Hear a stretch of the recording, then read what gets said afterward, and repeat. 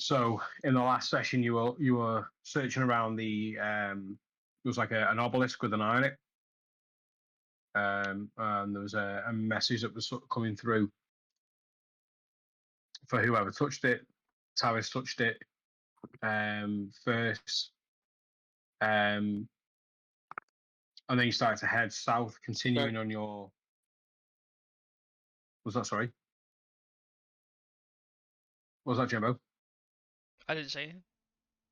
I thought someone did. I thought you did. Sorry. Yeah, so you started to head south in search for a map room, which you found pretty early on. The map room contained a depiction on the wall, almost like a 3D sort of depiction of the levels of the Undermountain. So you sort of see the daunting task that you got ahead. There was also some buttons that were relating to certain levels of the Undermountain. When pushed, there was a voice that came on. And there was symbols in there as well. So I think one was a skull, was it? A comet and a tower. And you sort of had a bit of explore on that. You also met a revenant, a soul that has not found rest due to being betrayed by the party that he was with, a party that was that are called the Fine Fellows, wasn't it? The Fine Fine Fellows of Fellows Daggerford. of Daggerford. And he said that he would go with you and in his pursuit of finding rest and revenge with the people that had betrayed him. You then found that there was a secret passageway out of that room, again heading south, where you then came to a room with a fungus in it. This fungus happened, I'll give you the name of it now. It happened to be called a shrieker, which is basically like a proximity alarm. So as you get closer to this shrieker, it then sets off an audible alarm, and it was obviously been planted there for a reason. Upon the shrieking, you were then set on by 3 bugbears, who you managed to dispatch, albeit there was a bit of friendly fire in there as well with Talion and the Thunderwave on Isla. Which, I mean, this was a bell end anyway, so. I know. Yeah. He's already threatened revenge. Yeah, and you'll get it. It'll happen. So, with that, then, in this room that you were in, which also had a statue, I believe, in there as well. At the end of the battle, you heard then the scurrying feet and sort of loud chatter. Did I say what it was that was you could hear? I'm certain. It was more possibly. goblins, I think it was. More goblins, yeah. Yeah, more goblins sort of coming from the northeast passageway, and that's where we left off. So, being as the 2 loudest voices in the room have vacated and are enjoying some rock and roll somewhere, means you guys can take the floor and wipe the floor with them. You're welcome.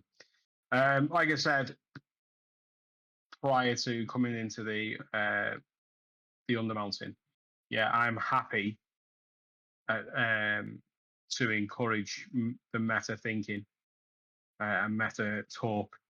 Yeah, and I think that it's going to be really prevalent in this session where we've got 2 people down and you're trying to pick up and use them. So although Jay and Jimbo, although you've actually got those characters there for Paul, Tom, for you to chip in as well and offer up solutions and what can be done, I think that'd be good to have that input and conversation.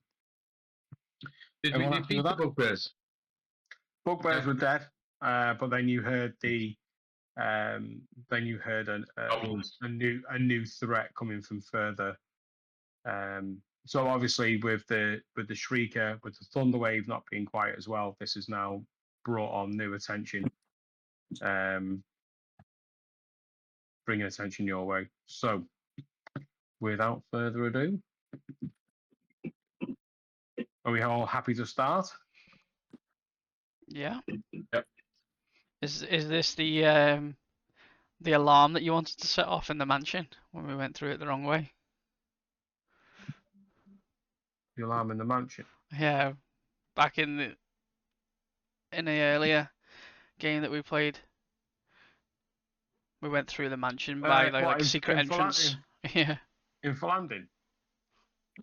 I'm not sure. You know what? Actually, it's a good point. That I'm not actually. I might have a look through and have a look. I don't recall coming across a Shrieker before.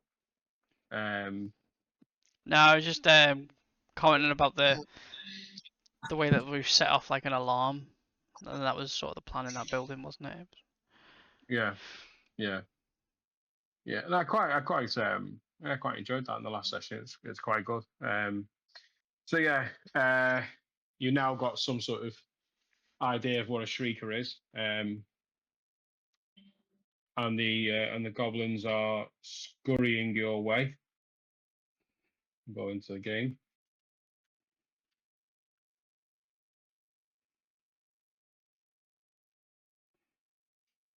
You can see your positions.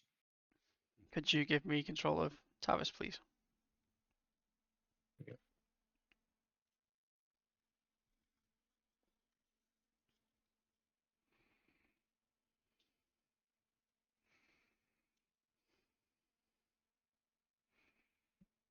Okay, and Jay, I'll give you control of Isla.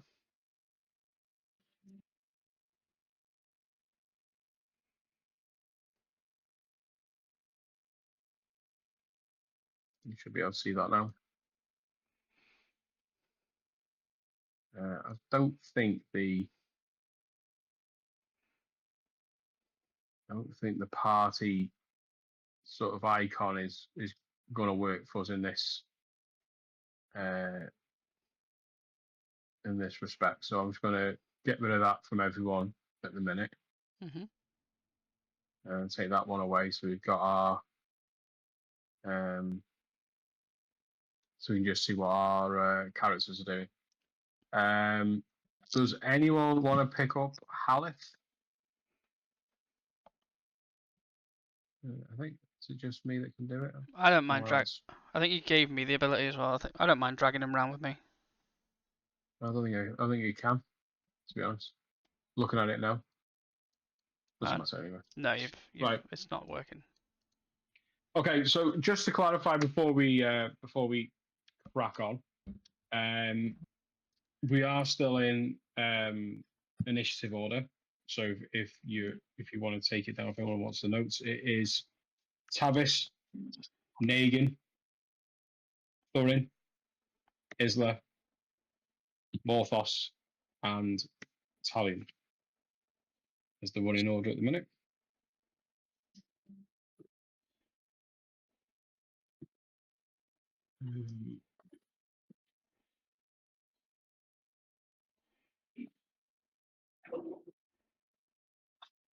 Which direction can we hear the goblins coming from? So they're coming from the northeast. Okay. They are Geordie goblins. Why?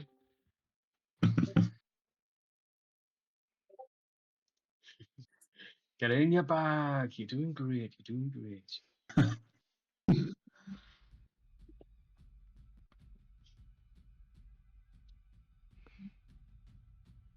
what you've got to do is put ants' balls in your mouth. Right. So, top of the shop will be Tavis. Now, I'm not certain whether or not you've had instructions from the other two over what the course of the session is going to be, whether they're just giving you free reign to play, which should be exciting. I've not really, I've only loosely prepped on because I've got no idea what you're going to do, so we'll pick it up from there. Top of the shop will be Tavis. Yeah, that's good, isn't it? So just remind me, the star on the floor, is that the statue? That's the statue. So what you can see is a two-headed dwarven king. I say king, he's wearing crown and regalia that would look like he's a king. Just roll a perception check for me. For either you or for, well, I'd say for you really, but. It'd be for Tavis. I'm not there, am I? Oh, you're not there, yeah. Perception 15.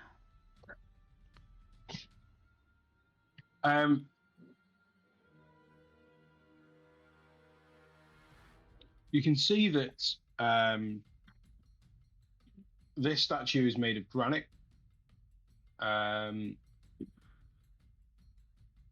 It stands on a large stone column.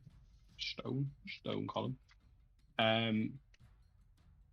So,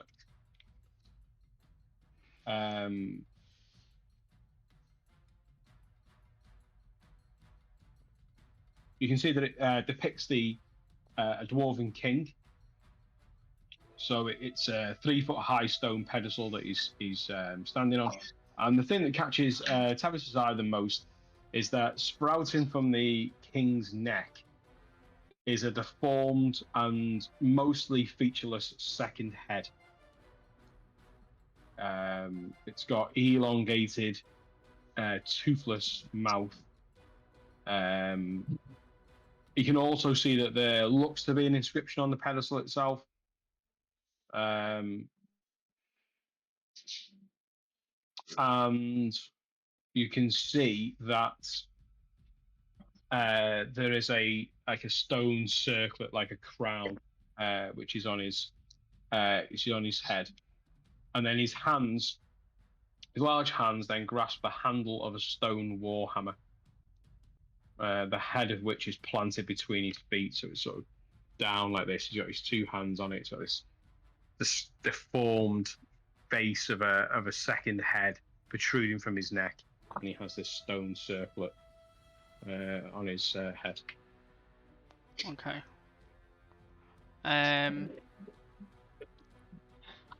See how far we can move.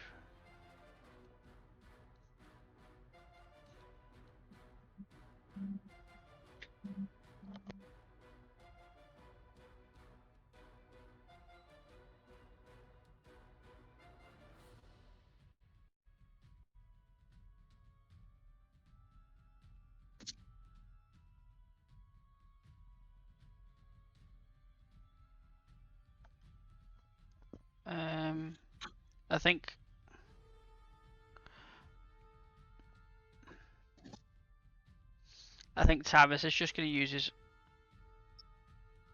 bonus action to hide behind the statue. Okay. And ready his action to attack with his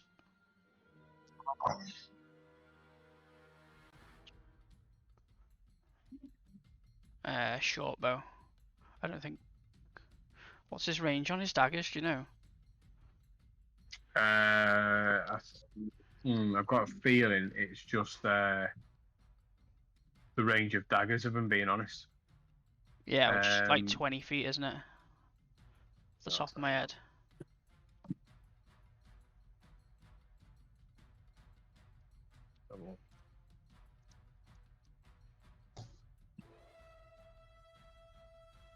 It's alright. We'll we'll just do it as a ready in the short bow, and I'll have a look while you carry on.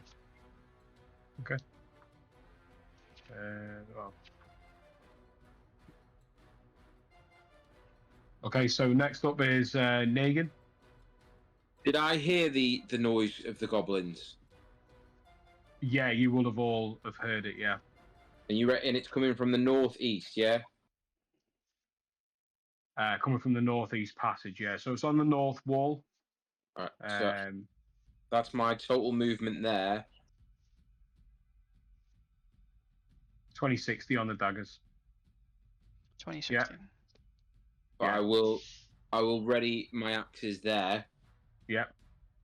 But I will obviously again just tap my axes just to do a little bit of noise.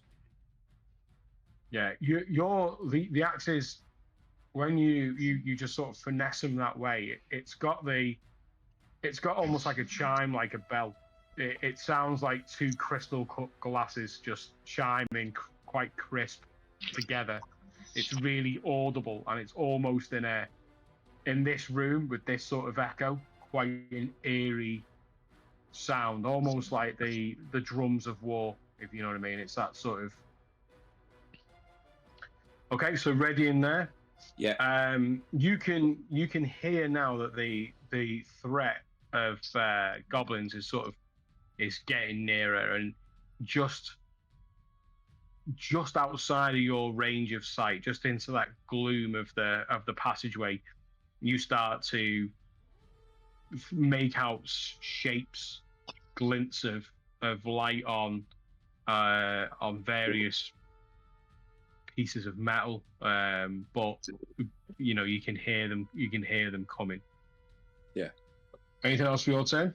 No, just ready. I'm just readied up now, waiting for it. Okay. Do you say you're holding an action? Yeah, yeah. If they come for the attack, I've got my action ready to go. Okay. As you're dinging and you're chiming, you see this goblin just charging out with a second one behind it.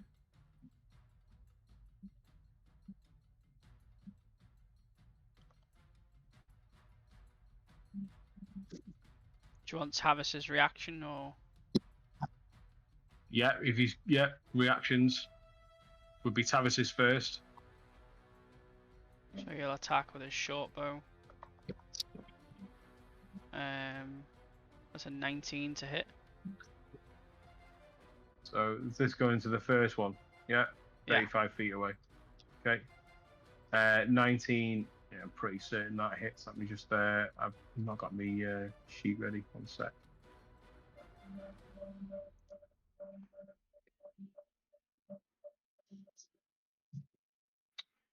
Oh, that's good. Okay, one sec. Yeah, 19 hits. And yeah, he gets sneak attack on that, right? Yeah. He was hiding. Got to be within.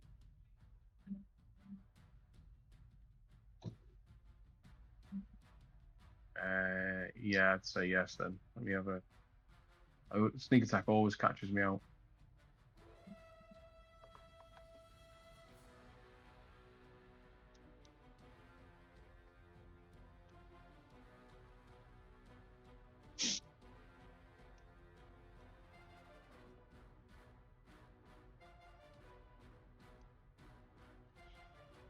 No, it's got nothing to do with hiding. So just to clarify on the sneak attack, beginning at first level, you know how to strike subtly and exploit a foe's distraction once per turn. You can deal an extra 1d6 damage. I think it's higher for Tavis now anyway.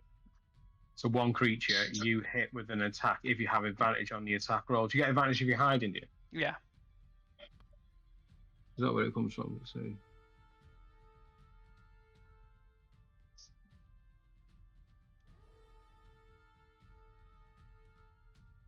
What do you do? You don't need an advantage on the attack roll if another enemy of the target's within 5 feet of it. That enemy isn't incapacitated, and you don't have disadvantage on the attack roll. Yeah, I thought it was something along the lines of if they didn't know where the attack was coming from, it was like a surprise attack. No, that's what it says in the sneak attack. Oh, okay. Um,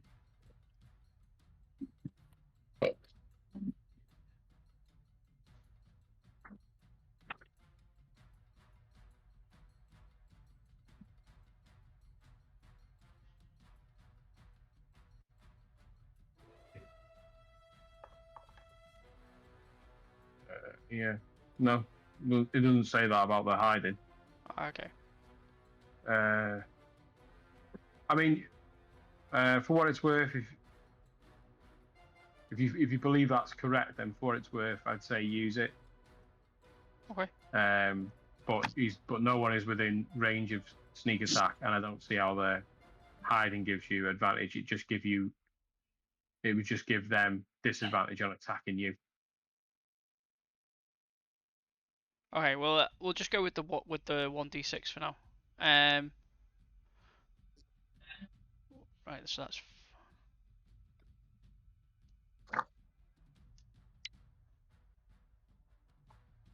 So add my dex modifier to the dice, don't I? Yeah. So that's 8 points of piercing damage. 8 points. Okay. That one.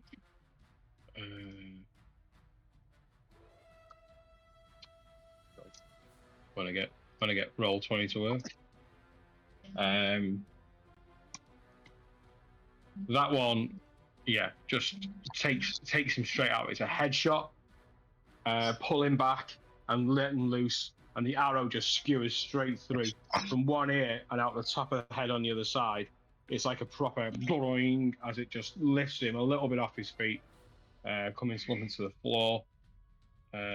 He's going to disappear. He's dead. Negan, as you're dinging that last ding of the axe as they're coming through the gloom, you just see this arrow. You see the goblin going cross-eyed at that point, and then fall into the floor, leaving one remaining goblin. You readied your attack. Well, he's too far away for me. Right, okay.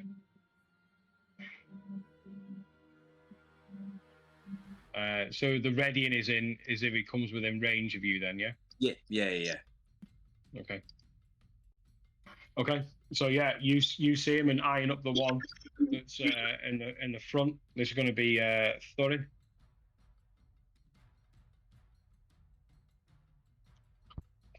Sorry, what was that?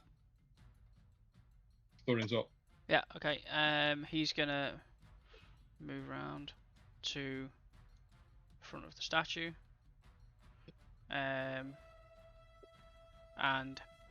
Eldritch Blast the first one he sees. Okay. Which would be ping. So that'd be that one there, yeah? Yeah.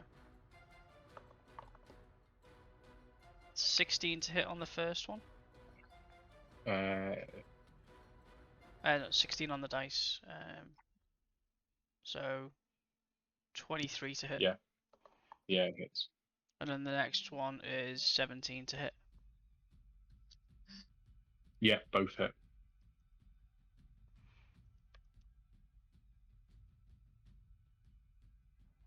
Cool.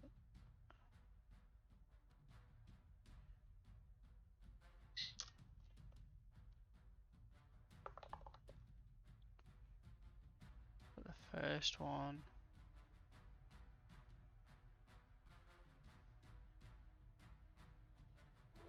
Is 9 points of force damage, and Yeah, you kill him outright with the first one. it'd have been 3 points of fire damage as well. And then the second one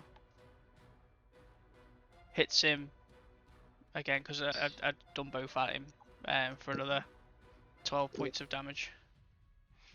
Yeah, so literally as you blast and he hits the wall, Negan, you hear this like sickening crunch as his head just percussions off the stonework. This second blast picks him up at his dead body. This limp body just picks him up and slams him back into the wall again for good measure before he slumps to the floor next to the other goblin. Stop! He's dead. He's dead.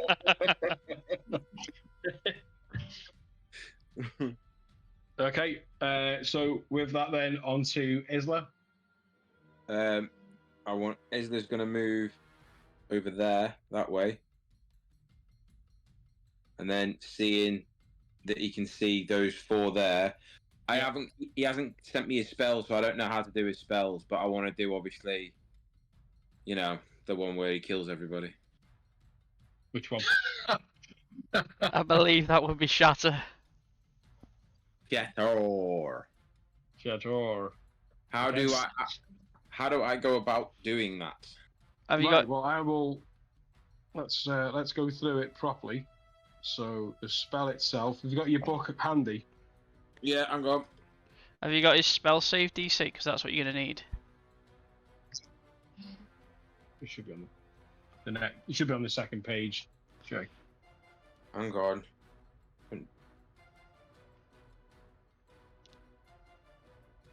Go outside, nerd. It's on the second page. Spell save is spell save DC 16. Okay.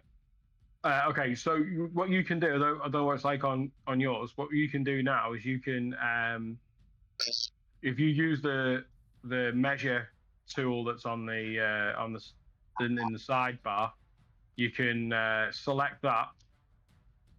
You can also then change the shape, so you can change it from a line into a circle, and you can then position that on a spot to then create and drag a 10-foot radius, which will then give you everything that's within that radius.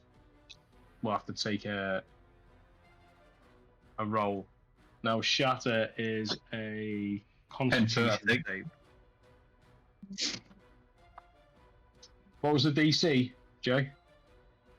You want me? What was the spell save DC? 16. 16. Okay.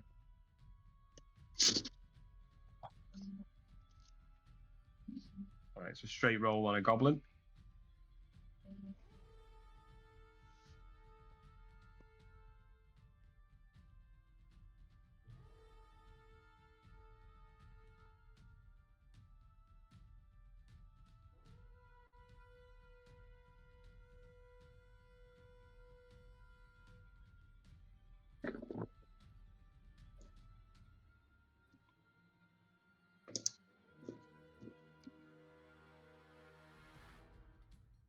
It's either you could ping it and then I could do the measurement on it and see what comes into it. Right, hang on. There you go. Where are you going to ping it there? Yeah. Oh, I see. Okay. Okay. So, on that second goblin then, yeah. Pretty much, yeah.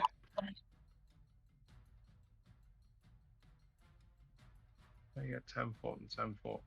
Why is there 2 10-foots? 2 5-foots. 5-foot square.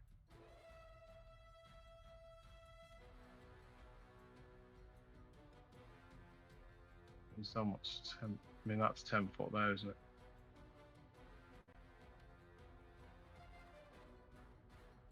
How it goes off? Why not just stay on there? Yeah. So there's going to be. Let's say there's. Is that you, Jimbo, with the green? Sorry. Yeah, that's me. Yeah. Okay, so we're going to go for the 4 goblins within that radius then, yeah? Yeah, boy. Straight rolls, we'll go from top to bottom. So the first one was a 2, so he takes 4 damage. Second one was a 4, takes 4 damage. Natural 1. And a 6. So, nothing over 10. Excellent. All single digits. Yeah. Sweet. Street. So they all take full damage. So I just got to roll my d20 now then. No, it's 3d8. No. 3d8 points.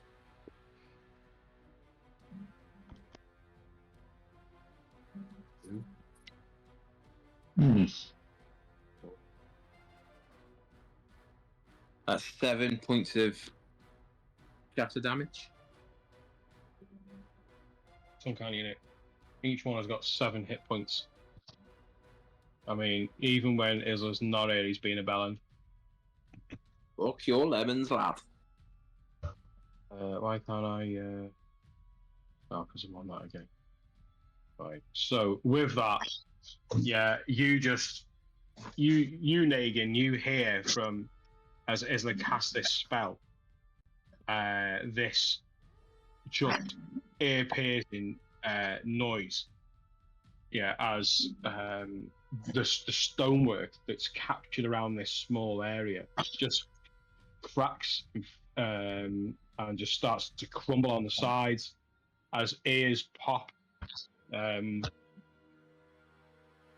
those 4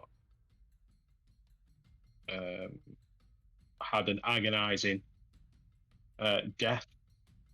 Those 4 are no more. Choo choo. Okay. While right, you're doing that, I've got. Yeah, I just need to reboot my computer. I've lost the screen, so I'll be back with you shortly. We can wait for you, Tom, if you want. I don't know how long it's going to be. The screen's gone completely mental, so I'll just do a quick reboot. Right. Okay. Okay. So, Morthas, it's your turn anyway, so we can take Morthas' turn while we wait for Tom. All right.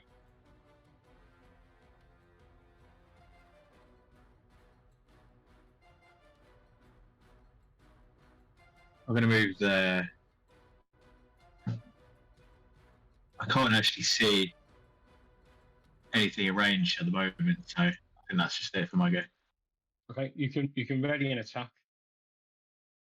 Yeah, I will ready 5 bolts. Okay. That's it for me. Okay. That takes us then to Tom, and we're gonna wait for. Wow, Jay, you just cast your first spell. How'd it feel? I did it pretty good. So when he said pretty good, what he actually said was, "I want to do that thing that Isla does. I'm You know, going one to that call does it. all the damage and kills everyone." I want to call it Yorkin. Yeah. That's what I want to do. I sort of picture Shatter though to be like a, because it's like a point in space. It's almost like a vacuum of sound. It's like sucking it all in and then blasting it all out. Do you know what I mean? Like it's Yeah. percussive wave. Like that little submarine that went down, never came back. Yeah. The Titan or whatever it's called. Yeah. Implosion and then. Like out of the No. abyss. Like in the movie The Abyss. Yeah, what film that is? What a film. What a lovely film. Although I did find out the other day, it wasn't the other day, it was a while ago now, that the bit where obviously the water gets pissed at the world and then makes the tidal waves, there's a scene where all the people are running from the ocean on the beach and a guy pulls another guy's pants down in the corner and he never edited it out. It's funny as well. It's the end of the world. Let's have a quick bombing. Yeah, he just pulls his pants down and runs.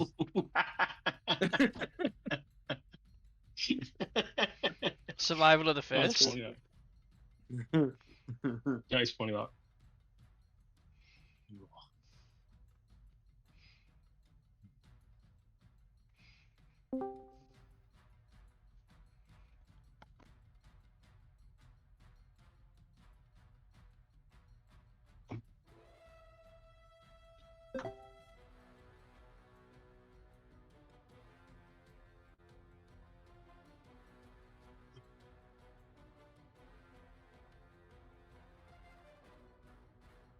La la la la. Oh, Tom's back.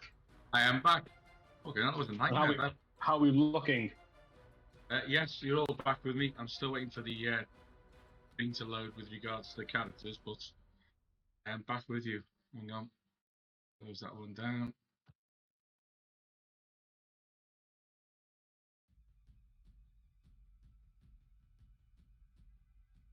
Good luck. If you can.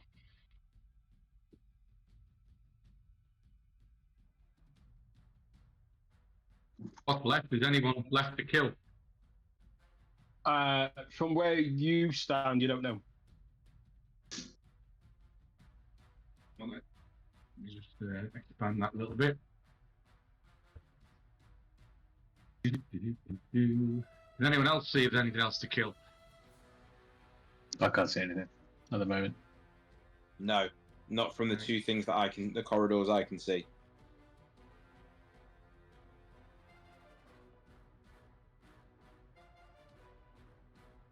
Okay, I shall move across.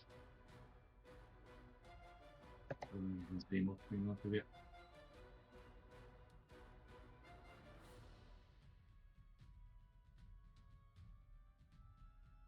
I can see nothing north, nothing east.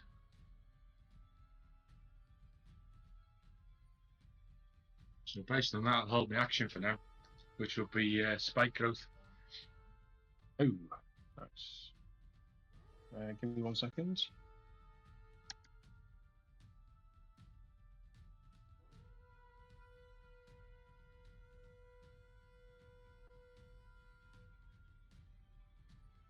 Why can't I type?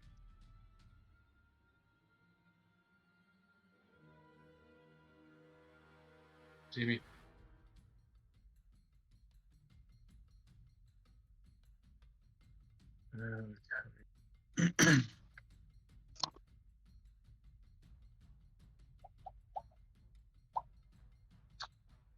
Oh,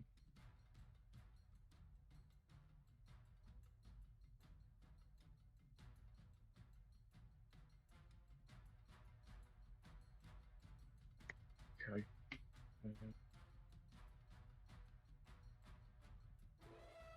Give me 1 second.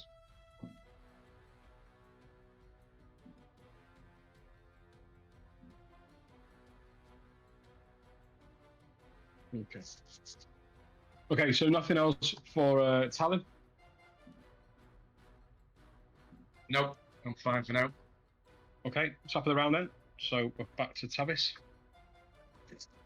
Is Haleth doing anything? You know what? We actually didn't roll for him. Let me give him a roll for.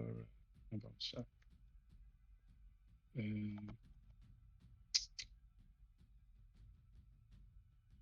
gonna quick look on mine.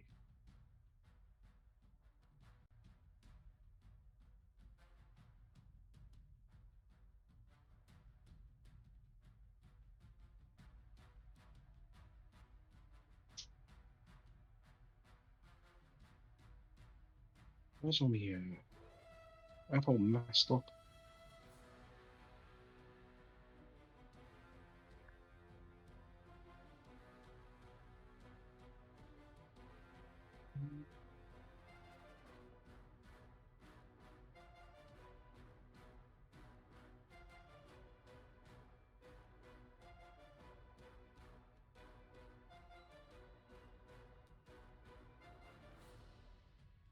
I don't know why we didn't roll for him, to be honest.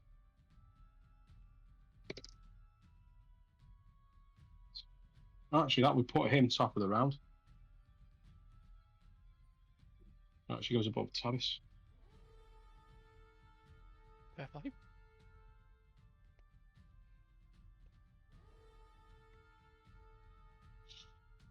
Which is convenient.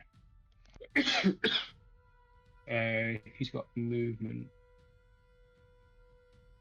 30. Okay,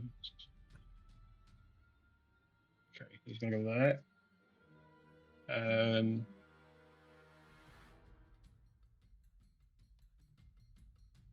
Okay, quick question out again. Did we give any weapon to Haleth? think we did. I vaguely remember him getting a weapon. Was it a big foot, Was it a rapier though? I seem to think it was a rapier. I thought it was like a short sword or something. Some sort of sword. See if I've got it in my notes. I think I've got a feeling it was a rapier, to be honest.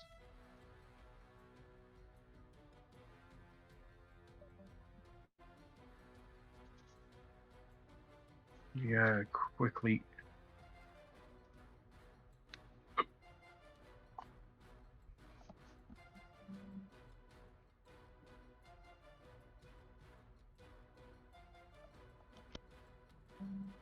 What's anything else? You try and like save yourself from getting all the books out, and then you end up needing them because you can't fully work the thing. Okay, that's 1d8. We'll go with the rapier. It's a 1d8. Finesse. And his score is higher on. Oh, strength. So we add the strength to it. So it's a +4. Yeah, so he pulls out. He pulls rapier. I think that's what it was. If there's any, I think then we'll obviously pick it up. He pulls as he's striding across. He pulls out the rapier. In fact, he's going to dash as his action. Put him closer to the fight. Okay, so with that done, then we've got Tavis. Yeah. Can Tavis hear any more noise, or is it all gone quiet? Roll a perception check.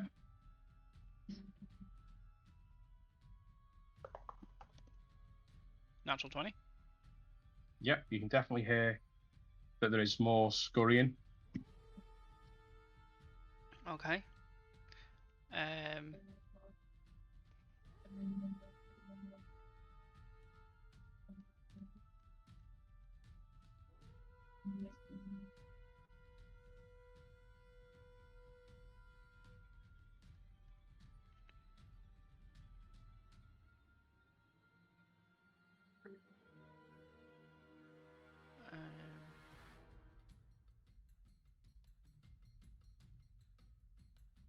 Yeah, Tavis will move.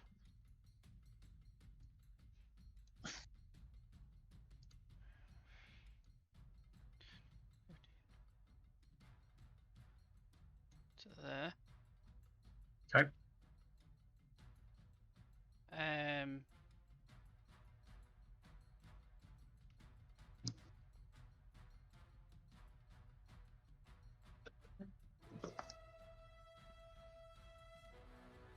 And then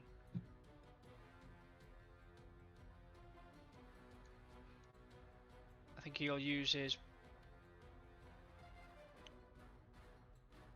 bonus action to dash.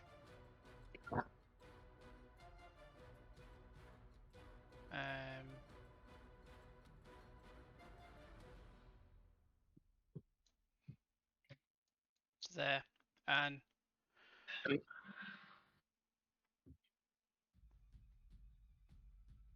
can he attack that goblin that you can see with his short bow? What did we say the range was? It was. His short bow's something silly. Yeah, it's 8320. So yeah. I wanted to add line of sight on that with that corner being there though.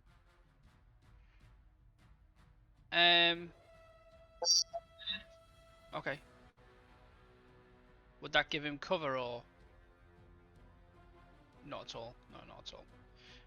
He'll move back. No, you know what? Let's say that he sort of ducks in and around it. Boom. Alright. Yeah, and he'll roll to attack. Okay. That's rubbish anyway. We'll see.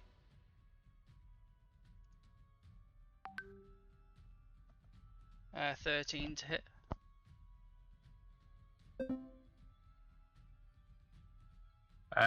13 misses. I think. Let me just juggle on another page. Yeah, I think it was 15.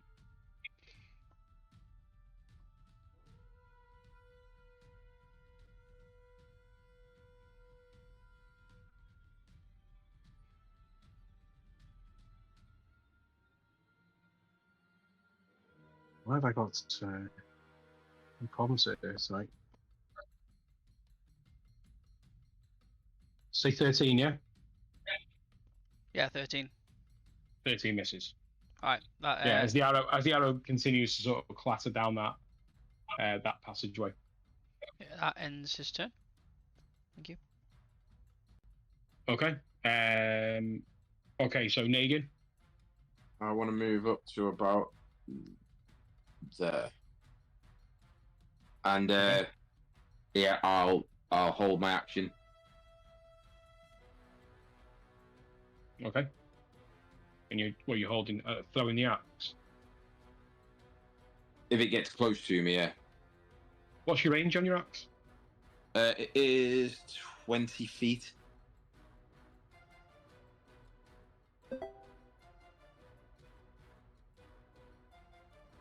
On axe. Definitely. Yeah, man. Throwing range of 20 feet.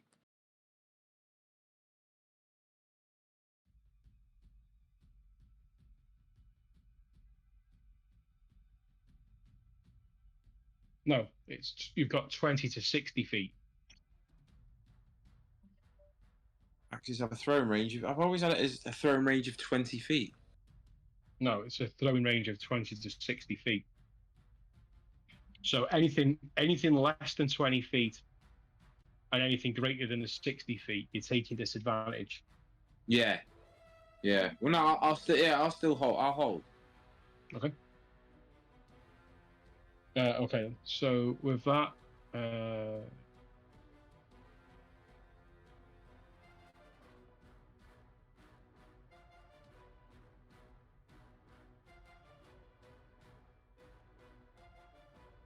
So with that, you can see that there's more scurrying. This time they seem to be moving away. They seem to be moving away from where you are. Seems fair.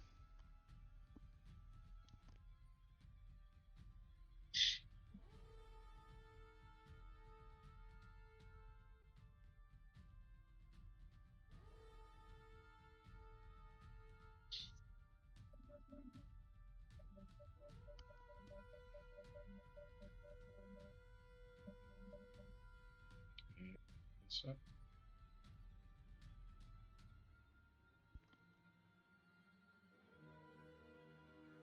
okay. Yeah, seems to be moving slightly away from where you are. So then that will then take us to Thorin. Yeah, Thorin's gonna move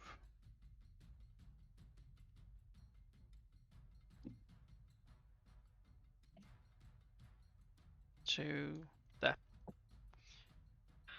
And he's gonna hold Eldritch Blast for any enemy that he sees coming towards him. He's primarily looking south and west, but he'll be keeping an eye out all around him. Okay. Okay.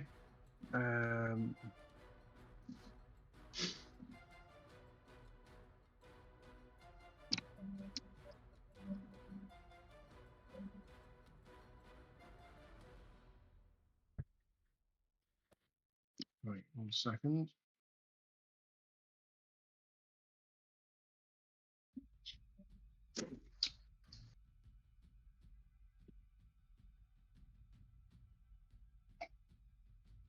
Give me 1 sec, just so I get rid of something.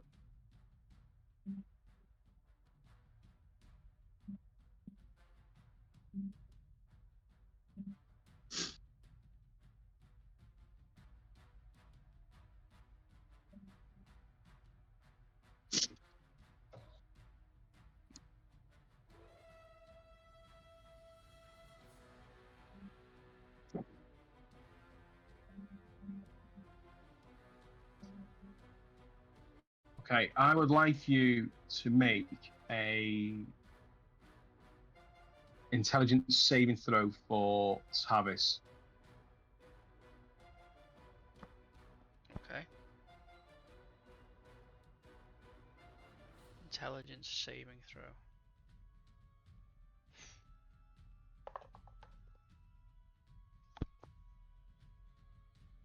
That was a natural one. Oh. Okay, so Would this be something that alert helps with? Because he can't be surprised.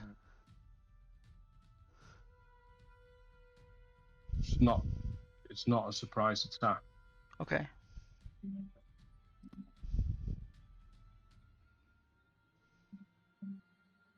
Right, let's do one thing at a time then. So it's going to be 2d10 psychic damage. Okay. So that's 8.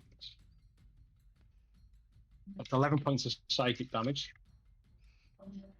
Yeah. Also on a failure roll, 3d6.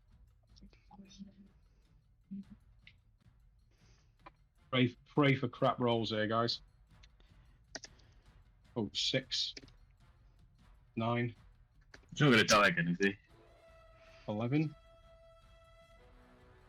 Okay. What is Tavis's intelligence score? 14. Woohoo. Okay, I rolled an 11.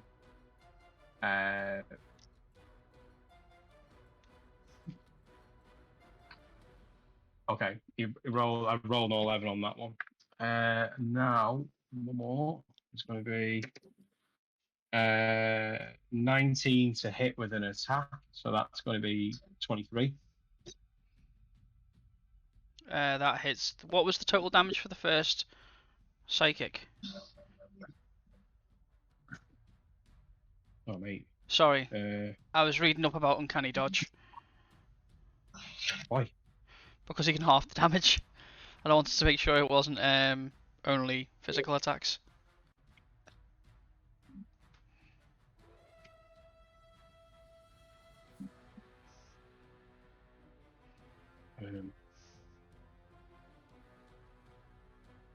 It was 11 for the first psychic, and then you had the 3d6, which was second number was a 9, the second total. I didn't roll 2 11s. So I rolled 11 on the intelligence. Alright. It said the average is take 11. So just take 11 on the psychic damage. Okay. And then I just rolled for a claw attack. I'll come to what it is in a sec. Okay. And the claw attack is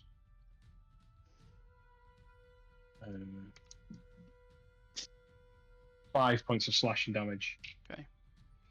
As Tavis is looking ahead, from behind him scurries an intellect devourer, this brain on legs, the same beast that managed to bring Morthos to a slobbering, gibbering wreck, emerges from this room, behind Tavis, trying to get into his mind with this psychic attack, and again reduce its prey to 0 intelligence. It fails. Tavis manages to fight and shrug it off. However, in the mix of it, he swipes with his claw, dealing additional damage. So psychic damage and claw damage there. Okay, right. That then takes us to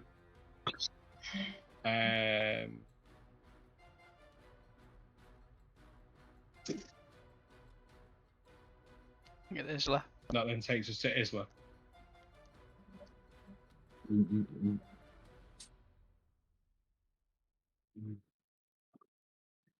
I want to pull out my sling and a rock out my bag and fire it at the brain.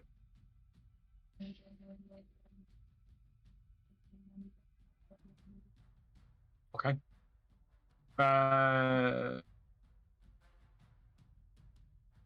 Yeah. Okay. Yeah, you got the shot there. Yeah, it's fine.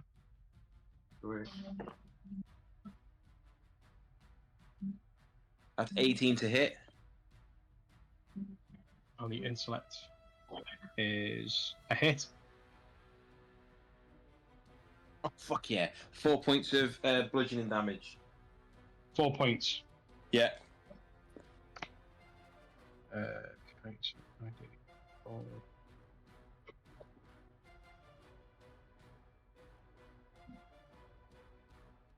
Okay. No, it's dangerous. Yeah, sort of the other one. Okay. Actually, I can do it on there, can't I? I'm still getting used to being able to use the damage tool. There's a I don't know if you guys can see it, but for every token that I've got, it's got the actual hit points. So as a reduced hit points, I can see it. Nice. I see that. You can see it, or you can't.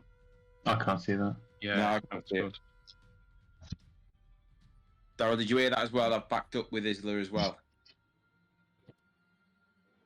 Okay, yeah, I see that. Right.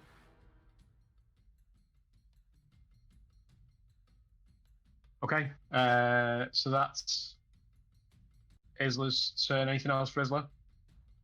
No, he just backed up and then. Okay, so to Morthos then.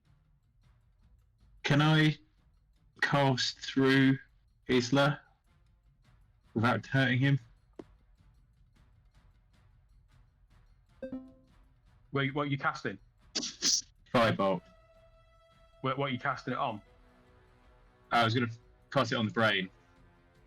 So through Tavis. Sorry, Right, no, yeah, it's Tavis. I meant, sorry. yeah, we got Tavis and you got Talion as well there, Hmm. and then is that a radius that it hits, or is it just selective? It's not a radius, it's just range 120 feet. Which is this fire at a creature or object within range.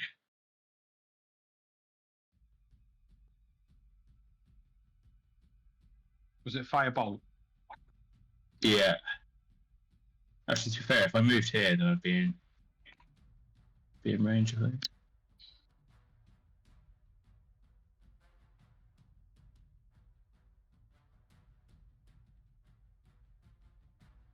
Yeah, that's fine. Yeah, that's targeting. Yeah, that's targeting the creature. So you can move and get it into line of sight without hitting.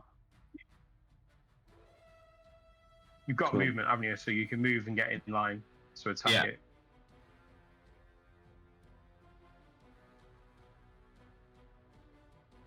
Cool. Alright, I'll pass my book from there.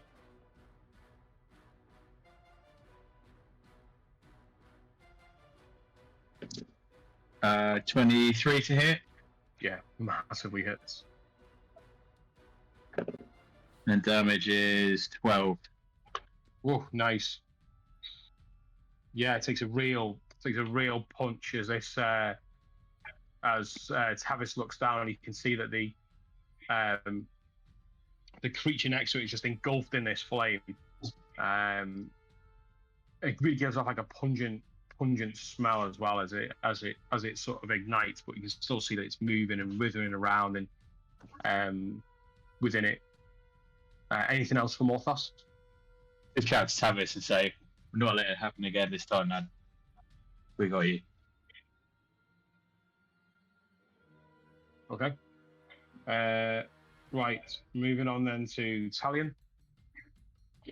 Right, just so you know, computers failed, so I've moved onto the tablet, but I can't load the map on this, so I have no map. Right, okay. Let's help you out then. Yeah, for some reason the laptop's decided it doesn't want to charge, so it's having a think. Okay, so what we can do is you can just send that picture back marked up to where you want to move to, and then I'll move them around for you. Oh, Roger. Just a minute.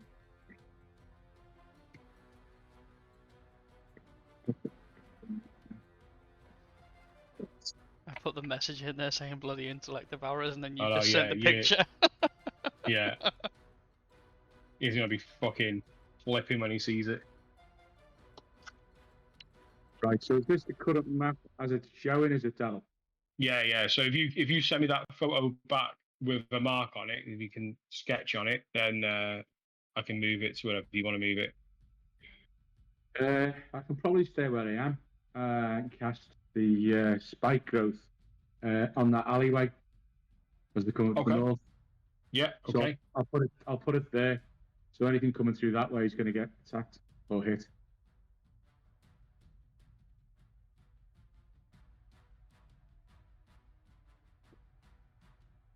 So that's a 20-foot radius on the alleyway. Have you sent the picture through? Have you? No, just a minute. Where do you want it? Just let me know where you want it centered. Okay. Spike. So literally, I can see the opening, so we put it right on the opening. Yeah, but do you want the alleyway. center? Do you want it the center of the spike growth on the opening, or do you want it like halfway down that passageway? Down the passageway, yeah. So basically, so Nagin's not caught in it because it's 150-foot range. So I've got sight down there. So, yeah, but it's a 20. Yeah, okay. So it's a 20-foot radius. I mean, you could, from where you are, you could probably put it on the corner. Really, that would look like. That would put a lot. I'll draw it on now, and then. In fact, Jimbo, can you draw a 20-foot radius as far down as you can see on that corner?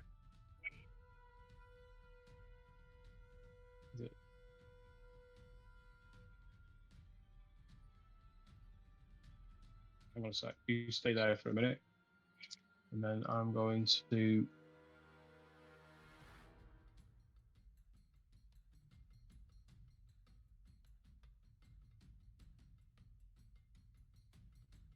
Do that.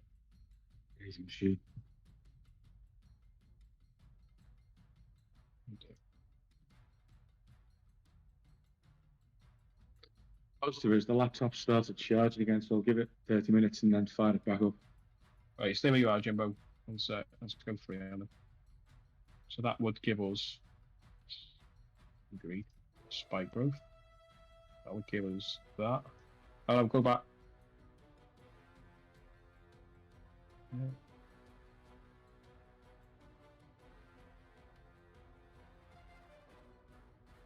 Yeah. There.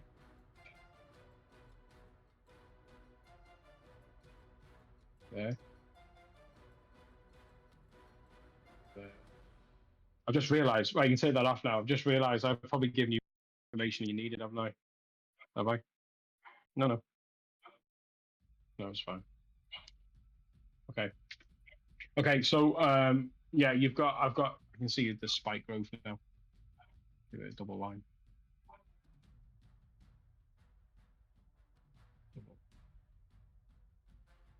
Okay. So anything that goes into the spike growth, then anything that's in the spike growth, I should say. Yeah, anything that comes through, every 5 foot it moves, it gets 2d4 damage. Every 5 foot. So yeah, you can hear these vines and twisting roots as it all starts to grow and to spread from this point. Nagin, you can see that it really starts to grow at a rapid rate of knots towards you, and then stops just at the entrance, or just into the entrance of the passageway. You just see it just become a carpet of green, of dark greens and twisted vines and thorns as it's just all growing against the on the floor. So when a creature moves into the area, it takes.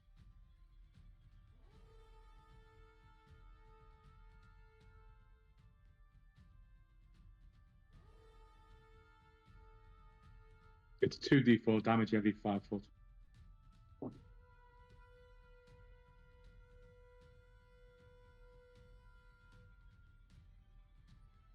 Okay. As the vine starts to twist and to grow and just to finish off, you just sort of see that they become almost like a stone color, just matching the color itself of the area, just blending in after the full growth.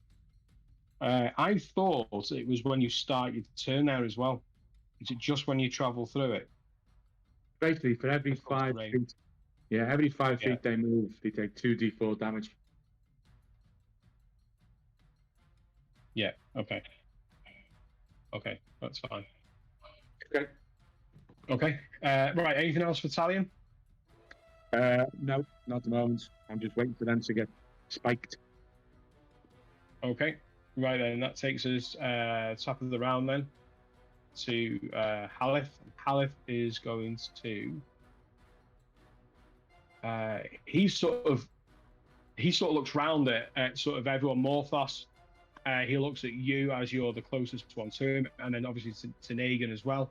And he's like, "What now? Do we go? Do we charge?" And he's just gonna sort of ready in case anything comes out towards him. That would then take us then to Tavis. Yeah, Tavis will bonus action disengage. Yeah. Move back.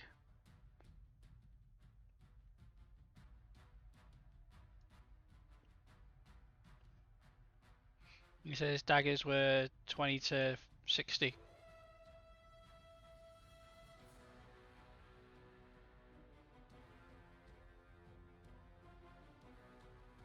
Okay. Did you say his daggers were 20 to 60? 20 to 40. 60, yeah. Yeah, so then he'll dagger. Dagger. At the intellect devourer. So first one was rubbish, it's 2 plus 8, 10. Second one's better.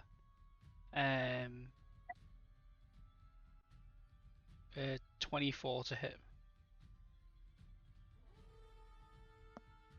24 hits.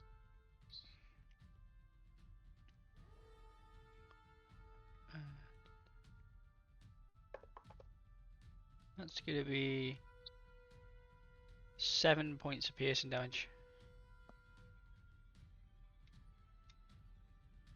Okay. As you back away, and he's almost got this like the calm walk of, let's say, like the like the Terminator or something like that. Just this really cool walk because he just sort of turns in one motion, pulls out the dagger, and just sort of sends it sideways and down. And as he does, it just hits with a really solid thud, but then you just see the dagger just disappear as this flaming mound of brain is just smeared across the floor in this, as a fire sort of streaks with it, the burning streaks with it, and it just collapses in a twitching mess. Nice.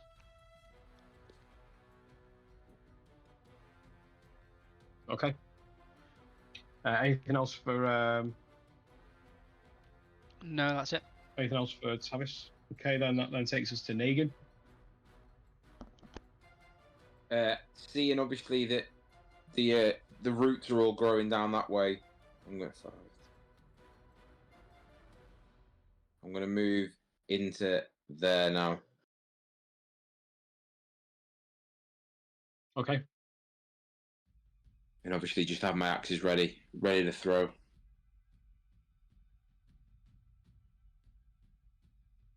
Okay. So ready, taking stock. Okay, that's going to be. So I would like.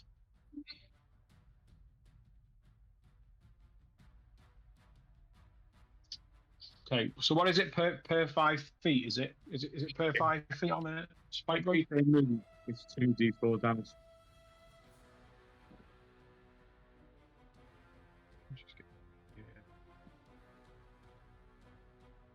So 2d4 damage for every 5 feet. Okay. Yeah. I would like you to do a 5 foot damage. a 10-foot damage and a 15-foot damage. And give me those scores. Okay, so the 5 foot is 4. Then 2. It rolls these. And then 8. So 10-foot is 2, yeah? Yeah, it was 4, 2, and 8. Okay. So you hear this gut-wrenching sort of shout and scream, followed by more shouts and screams from the end of the passageway.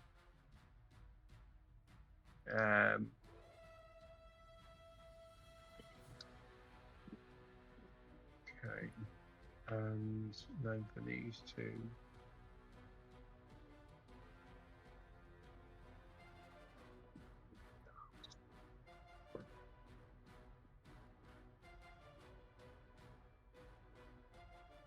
Okay, as you can sort of hear them, sort of trying to make their way out of this area. You sort of hear like frustrated, like sort of shouts and cries of pain coming from down the end of the corridor. Okay.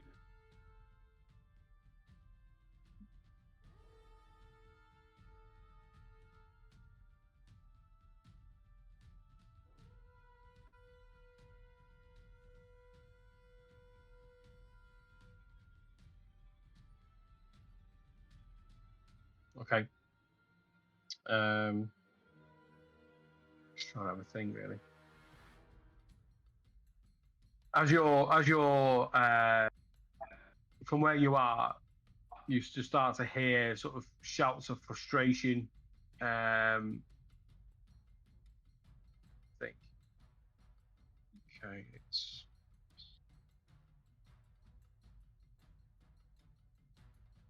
What's your spell DC? 15.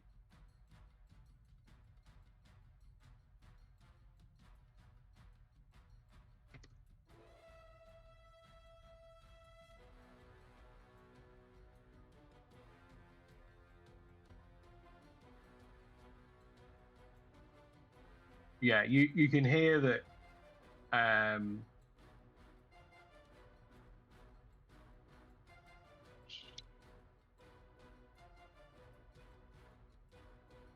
You can hear that there's the shouts and cries and yeah, just I'm trying to work it, so I don't want to.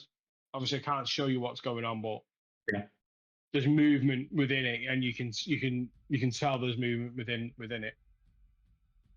That's going to be the goblin's turn, and then that'll take us to Thorin. Yeah, so Thorin will move to there. And again hold.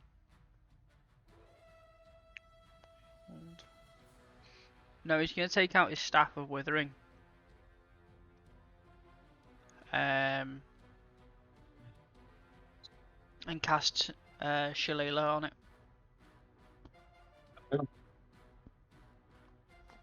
Okay.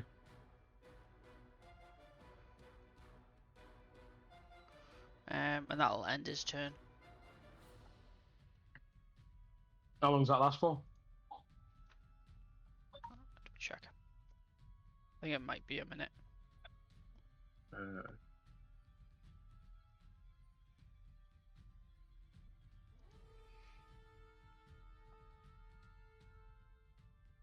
Oh, it's a bonus action to cast. Yeah, it lasts a minute. Okay, so you've got 10 rounds, yeah? Yeah. And can he hold his action to attack with it if anything comes into range? Okay. Okay, that then takes us to Isla. Isla is gonna go. Actually, he's gonna go down here slightly just to see. See, that was 5, 10. Oh no, hang on, sorry. There. Yeah.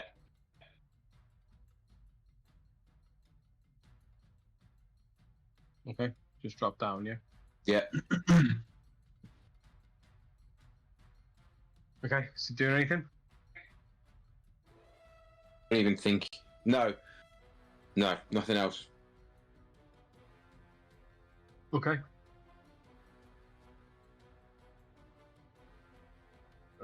That then would take us to Morthos. Wolfos is going to move here and ready Ray of Frost.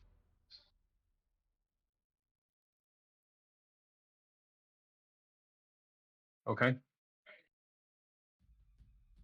And that's it. Okay. Haleth. Yeah, he's just waiting. So as you're sort of all ready and waiting, you can just hear down the other end a sort of random screams and shouts from the goblins, but they don't seem to be progressing any further than the spell of Talion.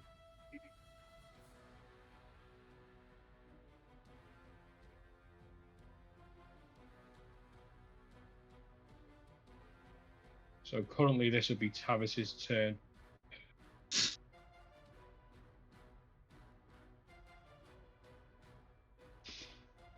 I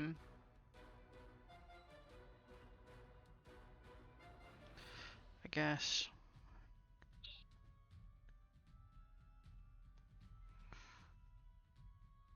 Guess you could move to there.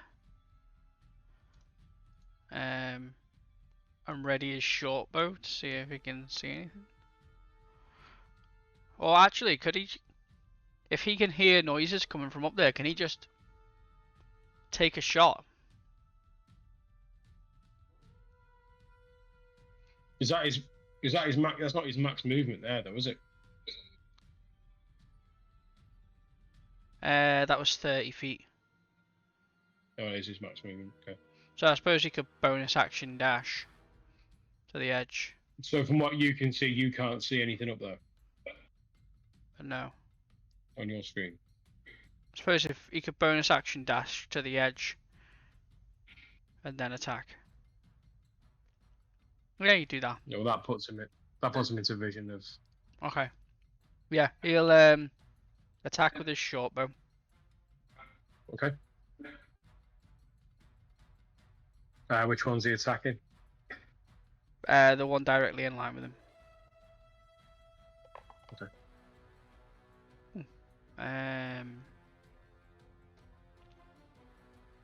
26 to hit.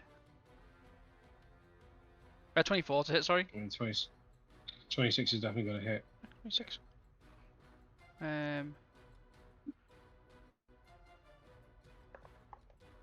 And it's 6 points of piercing damage. 6 points. Okay, yeah. That one literally with a thud again, sort of into the throat, all choking and gurgling. So it's like black blood pouring down as he. Oh, well, that's a bit weird. Has it done that? So, yeah, as he falls to the floor. He'd already taken some damage from the spike growth. Cool.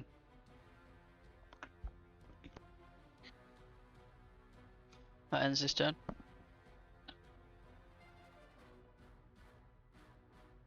Okay. Then that takes us to Negan. What did the zombie guy do? Nothing. He's Okay. waiting on watching what you guys are doing. Okay. 5, 10, 15, 20. I'm gonna come into this room here.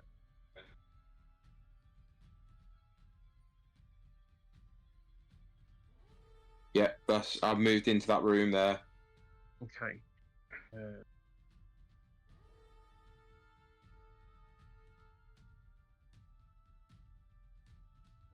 I'm guessing even though it's like red, it's lit up still.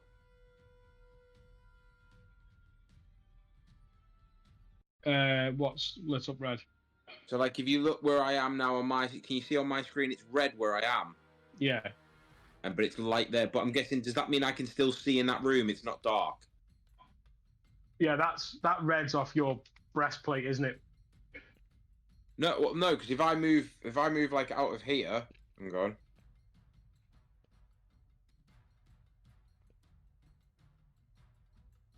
So, oh, is that it? Oh, it does come off me then. I'm sorry, mate. Yeah, Yeah. now that Yeah. No, when I set the light, it's difficult really because when I set the light, I put it so you could see based on the breastplate because it was always set to be red. Yeah. But obviously that's all dependent on how long the light spell lasts and Isla constantly topping it up. Yeah.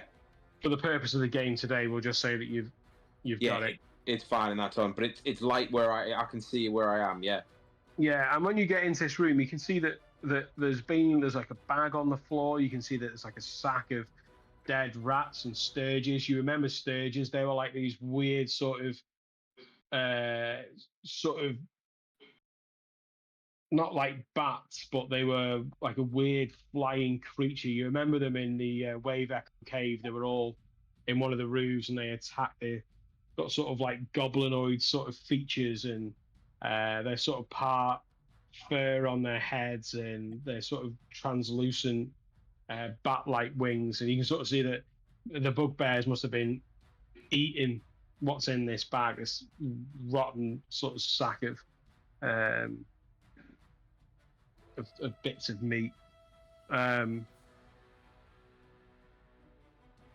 Yeah, and the rest of the room seems to be quite empty from where you are. Anything else for Negan? No, just sort of take stock of what's in there. Okay. That then takes us to. Okay, let's make it run it.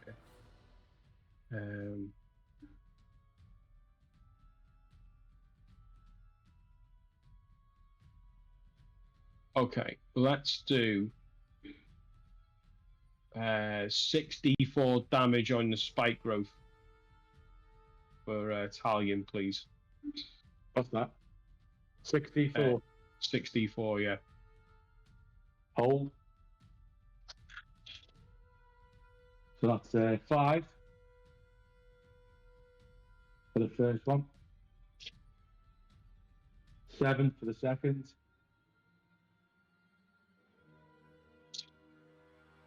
5 for the third.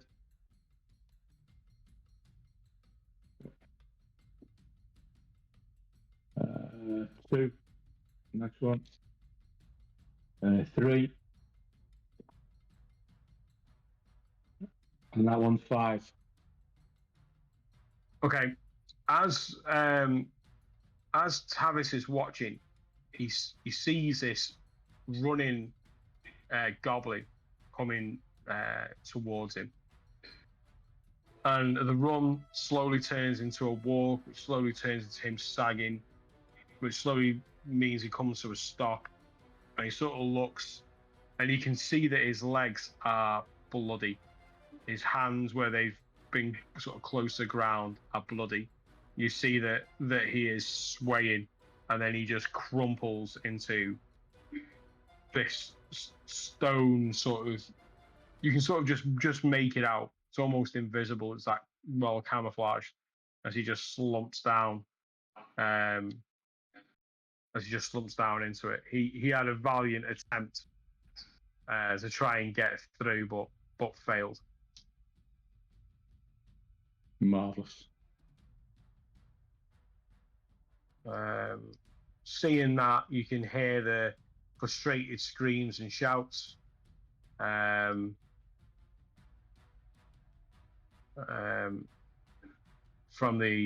goblins, and you can hear that there are still quite a few in that direction. Still quite a a ruckus from that direction. Okay. That would take us to Thorin.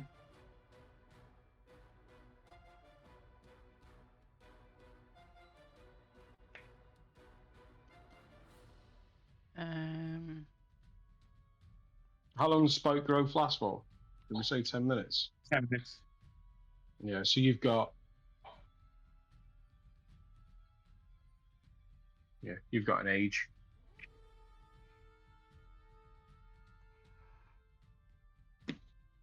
Might just blocked away for a while.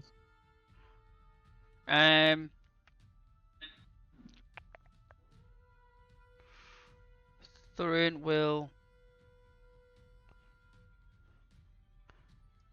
take a step next to Thalion and say, "Hey, this seems to be working great against the guys that can't attack us from range." As he launches 2 Eldritch Blasts into the distance where he can't see. Just fire them randomly. Just firing randomly, seeing if anything hits. Yeah. And you can see that as this sort of force crackling energy is moving down this corridor, you can sort of see that it's lighting the stonework for that sort of slight instance it disappears into the darkness. Can I roll to attack?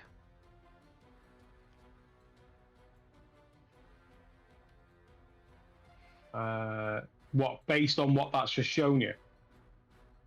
I'm just shooting into the dark. I would imagine it'd be like with disadvantage or something. Well, yeah, you can take with disadvantage. Yeah. Yeah, let's do that. So the first one probably misses with an 11. And yeah, 11 misses. Second one. Thank you. I'm sorry, Yeah, it's a juggling 9. so many apps here. So yeah, 11 Yeah, and 9. I think the 12's here. Why has that gone off? No, 15s we are for the goblins. So yeah, both misses. As you send them down the passageway, you sort of see it just lighted as it heads down, but you're not hitting anything. However, you do sort of send them into a frenzy at the other end. They sort of start to sort of go wild and start to like scream and Start jump getting around really a bit. annoying. Yeah. Is that it for Thorin? That is it for Thorin. Okay. So then that would take us to Isla. Isla is gonna, seeing that he saw these corridors, he's gonna go down to there because he knows that obviously that alley is pointless in going up there, so he's gonna go down to there and have a look around. Yeah, he can see that there's a continuation of passageways, east and west. But again, it's the same sort of shape and design of the passageways that you've been through. Yeah. It'll take a little bit more exploring. So he's gonna make his way.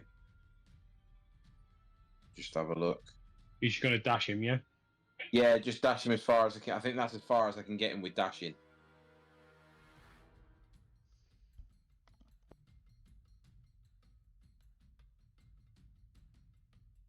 Yeah, he can see that the passageway sort of continues on in a westerly direction. Can he pick up any noise from where he is? Roll perception check.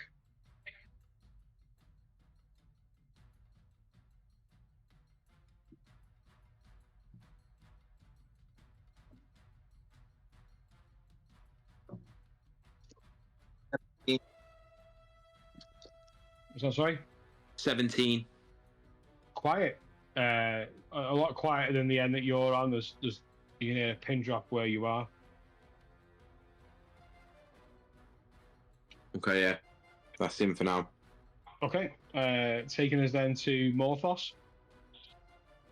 I'm going to shout to Negan and just say, "Did you see anything up ahead?" No. Other than bags of bits I can't see anything else. Can you see anything further down your way? No, but I'm going to go have a look.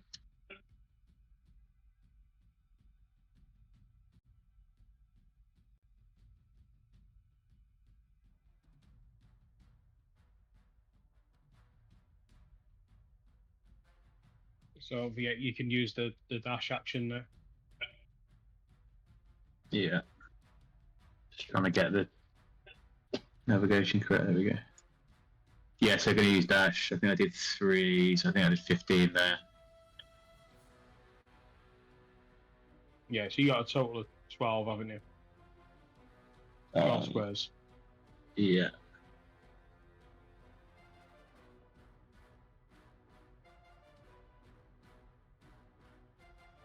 Right, I'm going to stop there. And then just call back to Negan and say, still can't see anything down there, but it goes somewhere. Can you hear anything? DM? Perception check.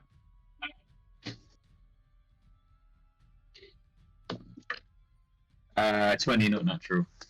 You can see that there's light coming from the west. Just light. Yeah. Cool. Just relay that back to Negan and say, could use some company. Yeah. That's it for me. Okay. Okay, that then takes us back to Aleph.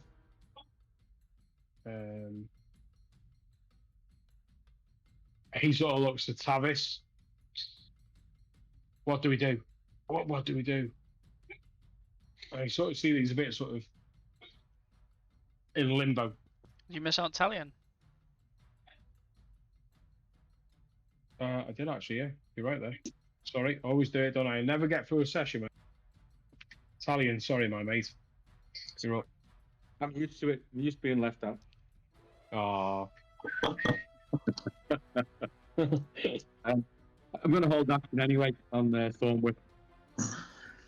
Okay. You have been dying for this combo. Oh, you don't know how much. You've been dying for this combo. And to be honest, I feel like just to see what kind of absolute devastation it would achieve, putting a goblin in there just to try it. However, I don't think they'll make it past like a halfway mark. Because what was the total that you rolled on that video? Oh, There was a God. lot. Yeah, it was 20 plus, wasn't it? Yeah, there was a lot. Yeah, and to be fair, it's half movement because Yeah. it's And it's a 2d6 as well, the damage for the Thornwick, and you're dragging him through, and then and then you can send him back 10 foot with Thunderwave. It's mean, isn't it? It's mean, isn't it? Basically, what he's describing is taking a goblin and running him over a cheese grater multiple times. It's basically what's happening there. Do it. Right. Okay, so Talion, then are you just ready in your Thornwick? Yeah, Thornwick's cantrip self, yeah. Okay, so that doesn't get knocked out by because you're concentrating out you on the spike growth. Yeah. Are you sure that's the case? Yeah, it doesn't. I'm looking at it now. It doesn't say it's concentration. The Thornwick isn't out. The cantrip isn't. So yeah, you can still use Thornwick, can't you? Yeah. It's one of the things that we looked at when we were having the two, so you could use them in conjunction with each other. Yeah, one of the things we were looking at, was it, when we were having fun building him? Yeah. Okay, that's great. Then that takes us to Haleth, who's looking to Tavis for some direction, and then Tavis himself. Yeah, Tavish just tells him to hold his ground. And okay, Tavis will take a shot in the dark, I guess.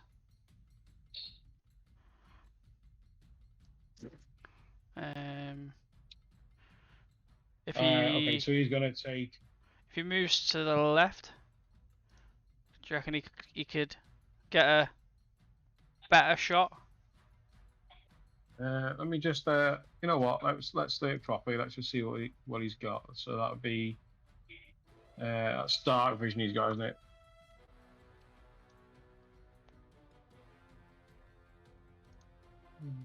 Why would you not give me anything to dark vision?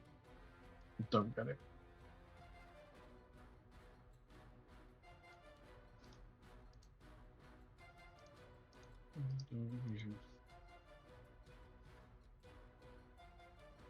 So you have superior vision in dark and dim conditions. You can see in dim light 60 feet as if it were bright light, and in darkness where it was dim light, can't discern colours. I think you would be able to see him, to be honest. Let's just give it a measure. So from where Tavis is, just measure this up. It's outside of the 60 feet. He may be able to see one on the corner. Yeah, I think he would see one on the corner, which would be this. There's one that just there. Yeah. Yeah, take an attack at him then. Okay. Yeah,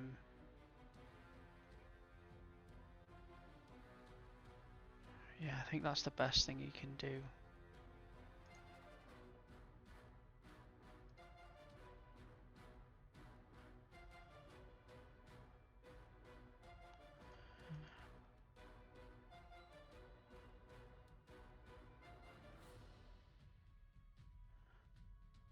Yeah, I think that's probably the best. Yeah, he'll just attack him. Okay. That's 15 to hit. 15 just hits. Nice. Just hits. Well done. And then it's 5 piercing damage.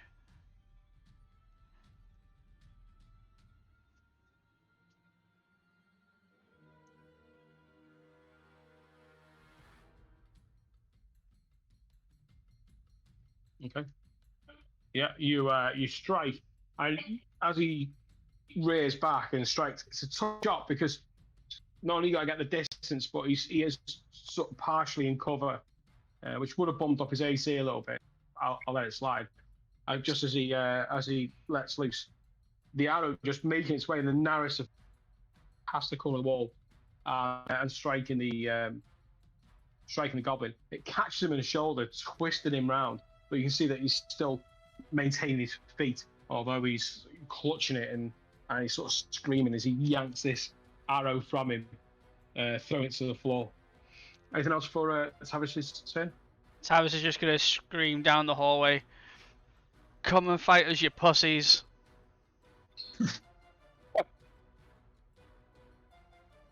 Okay, with that, move to Negan. I am going to dash. So it was 8.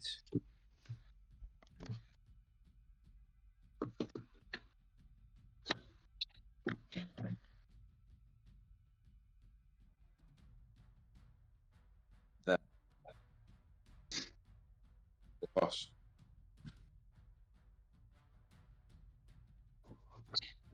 Okay, so you're following round, yeah? I mean, that's a dash, yeah? You can just see that you're catching up to some more stuff.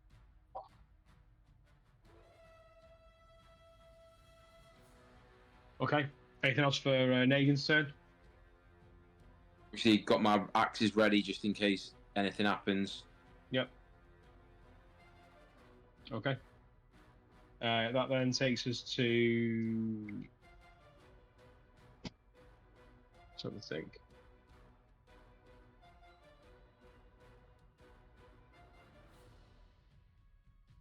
Oh, that's interesting.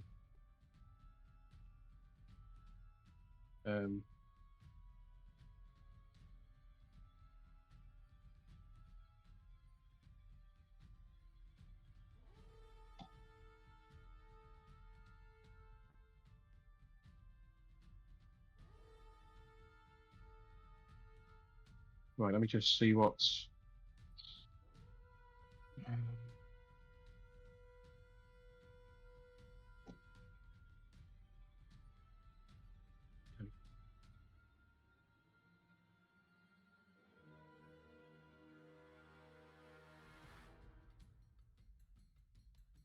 Right. Okay. Okay.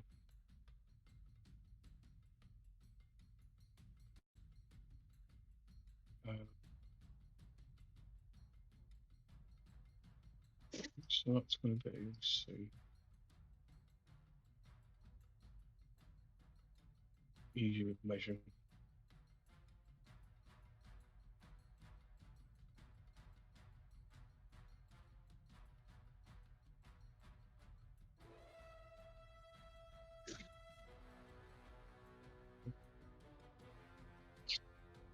$40, $20, $60.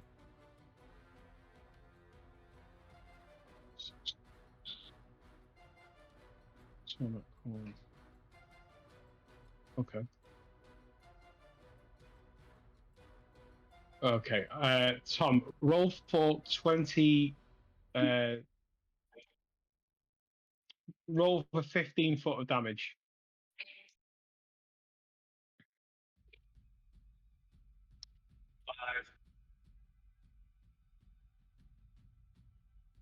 That's 8 and 5. So 18.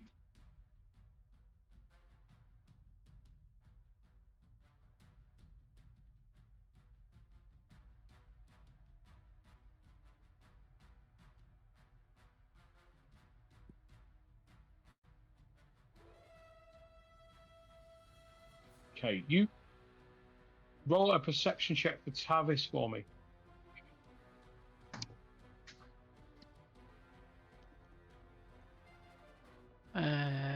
20, not natural.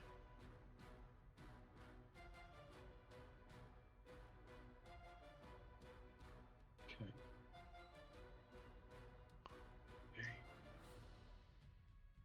Right, okay.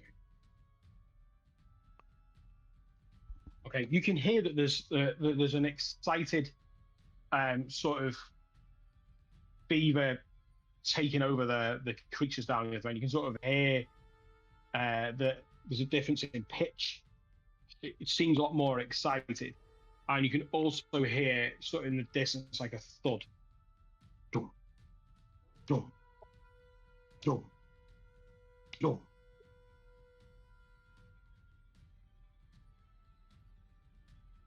Okay. Okay.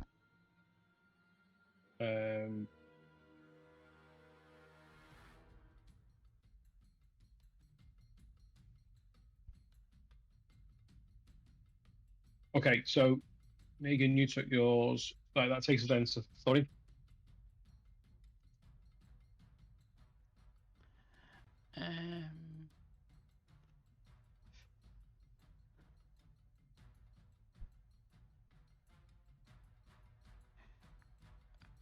Yeah, I think Thurin is just gonna. Does Thurin hear that thud as well? Is it quite loud? Where's Thorin now? Maybe just out of earshot, really, for Thorin. Okay. Thurin's gonna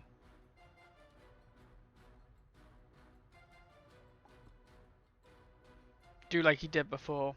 He's gonna move forward to there, and then just take 2 shots into the dark with Eldritch Blast. Okay. Yeah. Roll with disadvantage. What's the max range? It's 120 feet. Yeah. But he's just rolled really rubbish. Ah, wasted a nat 20. Yeah, he just rolled rubbish. It was the highest he got was a 9. Yeah. Again, so just shooting into the dark as you are. Yeah. You can see that there's as the energy travels down the corridor, you can see that there is creatures down there. There's goblins down there, but once the energy disperses again, you lose sight. Anything else for Thorin? No, that'll end his turn. Okay. Okay, Isla. Is now, would have I heard the shouting between Morphos and Negan? Roll perception check.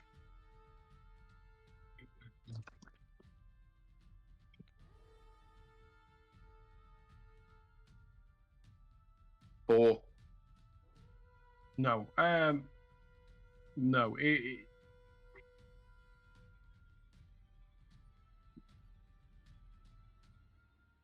mean, what's the?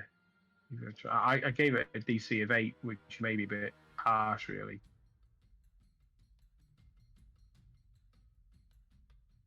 You're 60 foot away. Well, there's a few twists and turns in there. Yeah, I'll stick with me 8. I'll say no. No. Okay. Isla is then just gonna walk further down to dash down to there.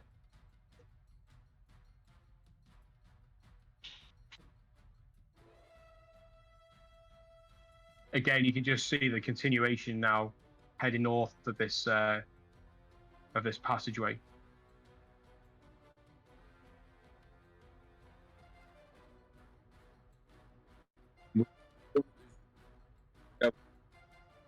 What's that? Sorry. Was Isla drawing his map as he was going, or had he already drawn what he saw in the room? I mean, we'd have to pick this up with Muchie, I think, in the start of the next game, just to try and understand what the plan is and how rough the map is. I mean, to be fair, let's just talk meta for a minute. If we were to say we were going to use the map for directions, then I would assume it was just going to be a survival check with advantage because we've used the map, in terms of it being a figure and a number, if you like. Yeah. Unless you were physically guiding your way back through the dungeon itself, and therefore use it as a reference. I don't know. So it depends on how he wants to. If he wants to, I mean, I know which way you've gone. I know the path that you've taken, if you like. So that there is a means of having a map. It all depends on how detailed he wants to go. Yeah. Okay, that's fine. You can actually roll a survival check now, based on him trying to get his bearings in the dungeon.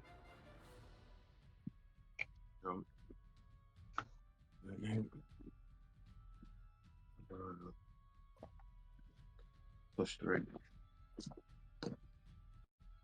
16. 16. You think that you're in a loop.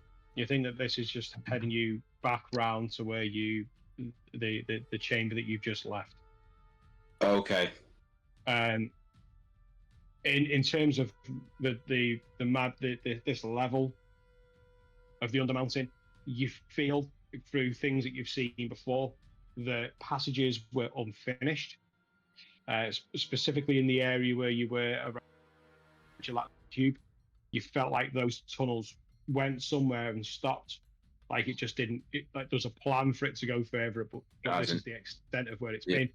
And then there's also areas where there's fresh excavation going on from the likes of the goblins, where these tunnels are rough hewn, where there's signs of debris and tools and whatever else, where they're trying to bypass and shortcut some of the areas within the dungeon itself. So you kind of feel that maybe this was the start of something, but again, wasn't finished. Yeah. Anything else for Isla? No. Okay.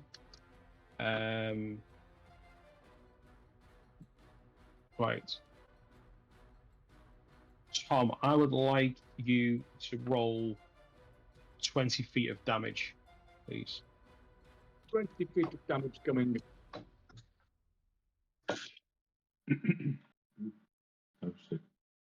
That's 7. That's 8.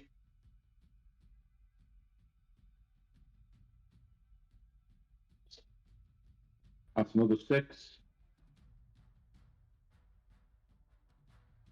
That's a 4. So 25, yeah? Yeah.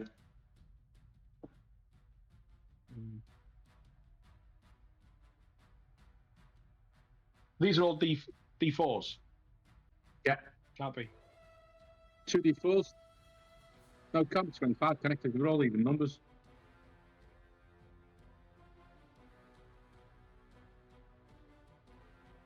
Yeah, 7, 8. What was it? 7, 8, 6. Yeah. 7, 8, 6, and There's 4. a 5 in there. There's a 5 in there, isn't there? It's 5. Oh, no. Yeah, 5. So have you got? I wasn't counting them up. I was just counting them out. I thought you said 7, 8, 6, and 4. That'll be right then. That's what I shouted. Yeah, I thought that's what you said. So it's 2d4 Yeah, per 5 feet. they're 5 feet. Yeah, because of the level.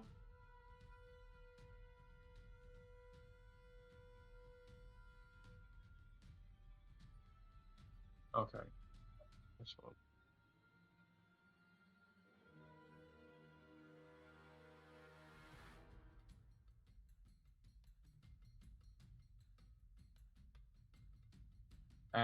Do another 10 feet of damage for me, please.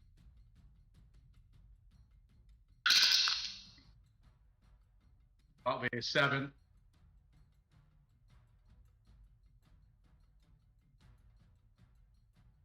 And a 6.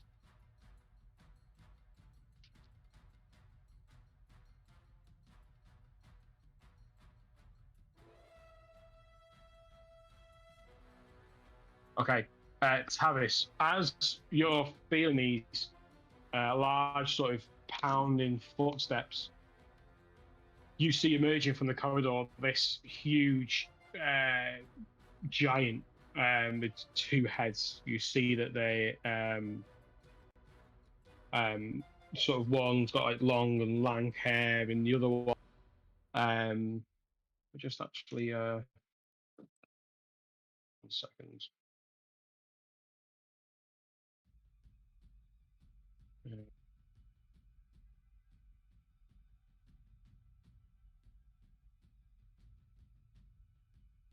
Yeah, just roll a perception check.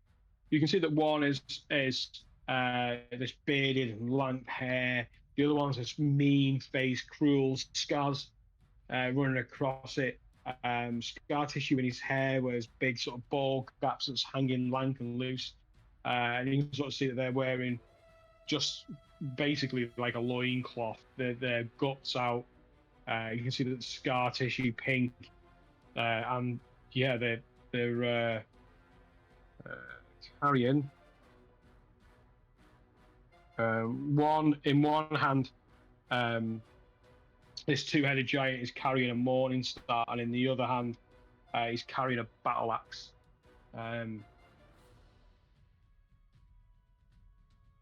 Yeah, just roll that. Do you roll the perception? Yeah, I got a 7. Okay. Yeah, it's tough to make anything out really as they're striding round the corner into this undergrowth, spike growth. Okay. That then takes us to Morthos. Shout to Negan and say, "Is it worth carrying on, or should we run back? See what the lads are doing." I just sort of say, well, just have a look round that corner where you are, and if it looks like it carries on, we'll head back and meet up with everyone first. Nice. Well, I'm going to dash in that case.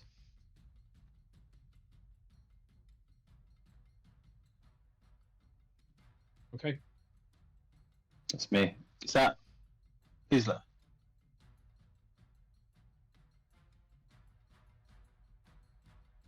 That's Isla in front of you, yeah.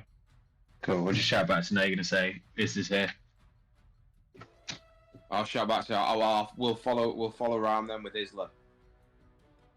Cool. Okay, as you've gone past the sort of like an exit to the north, you can see that opens out into the room you've just come from. You can see that the bugbears are lying on the floor, so that would be there. That's the room you were seeing for Morphos. Cool. Okay. So for me. Okay. Anything else then for Morphos? That's it for me. Okay. Talion. Nothing for me at the moment.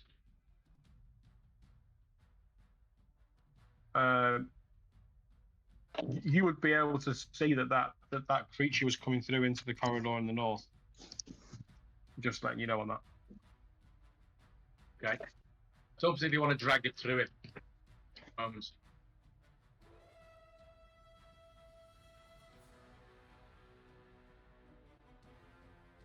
What do you want to do? I'll hold my ground for now. Okay. Right then, that takes us to Aleph, who now sort of moves around sort of this way, just sort of getting a sense of what's coming through the passageway, and then that takes us back round to Tavis. Yep. Tavis is gonna shout back to everyone. Something big, bad, and ugly's coming.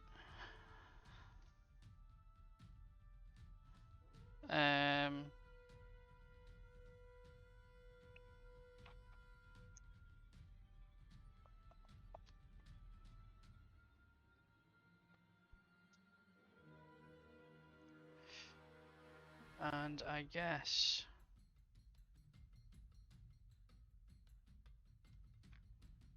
he will move back. I lost my mouse.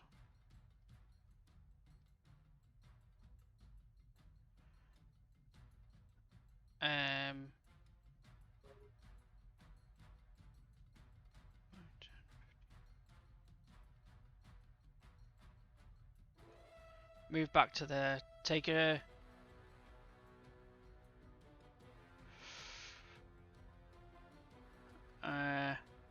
dagger.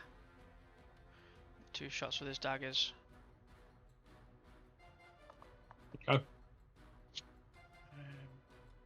A 10 and a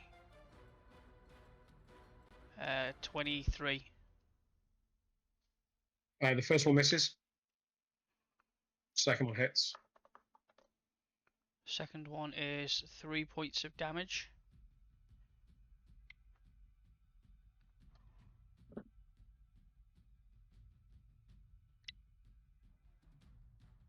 Okay. And he will use the rest of his movement to go behind that corner and bonus action hide.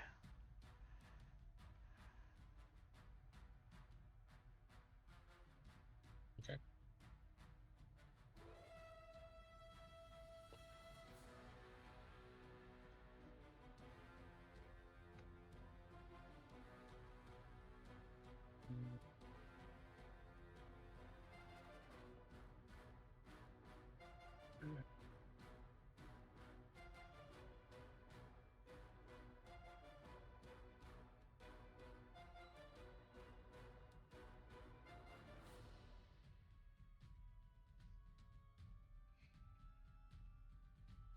Okay.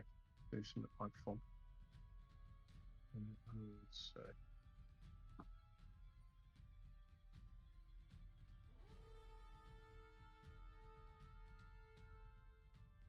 Let me just sort my stuff out here. Okay.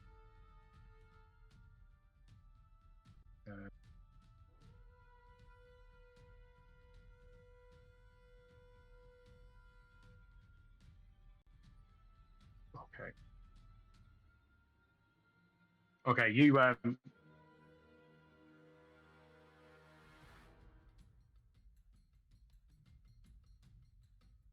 okay, as you're looking at this it, you see that over one shoulder,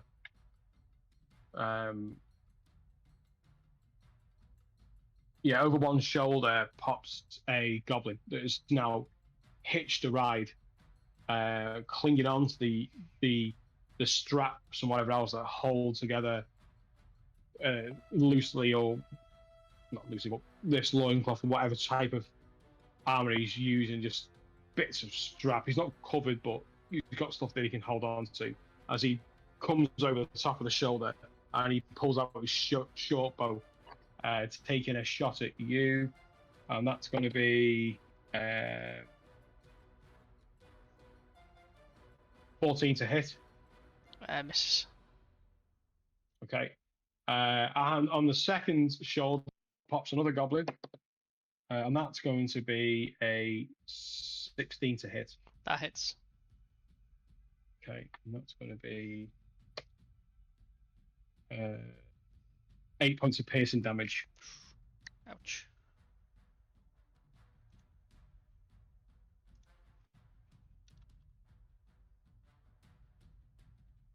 Okay. Okay. Okay, so I would say, for future reference, that these would have, I would say,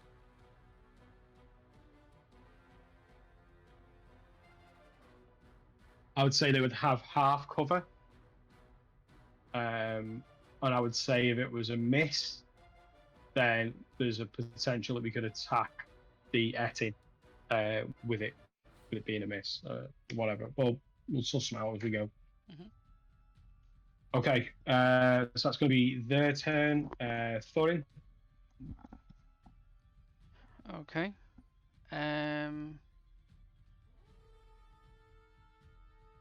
Yeah, Thorin's gonna, I guess, stay where he is and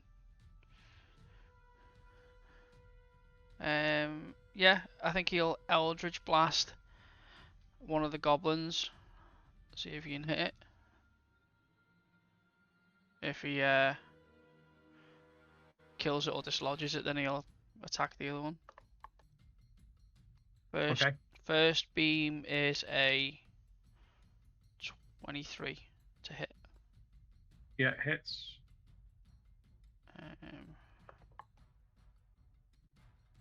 And it's 10 points of force damage and 3 points of fire damage. Yeah, as he's just like come up with his bow and he's let loose the bow and he's just started to get behind, you just zip and you see him. You see the bolt hit him over the edge, taking off. He pinned to the ceiling, which isn't that far above where he is, and then come down then into the vines and the mess that's sitting below him. Nice. Takes it up the arse. Second beam is a 16 to hit. We're not that graphic, but 16 to hits. You're literally like over the. So that I didn't actually add the extra 2, so no, that'd be a miss. I did say it was. It was in the. He was in cover only half. Oh cover, yeah, so yeah, that'd be half a cover, plus yeah. 2. Yeah, so that would miss. I'd say with that you would have a. Because you're trying to get the goblin, I'd say that you could take that shot as a disadvantage on the Etin. Okay. Because he's a big target. You're trying to get a little target on his shoulder. We're just messing around with stuff. It was 11. 11 on the Etin. No, I think that's. Oh no, just misses. Oh, good. Yeah, you managed to get one. Anything else for Thorin? You know what? He's gonna take a couple of steps back, just in case.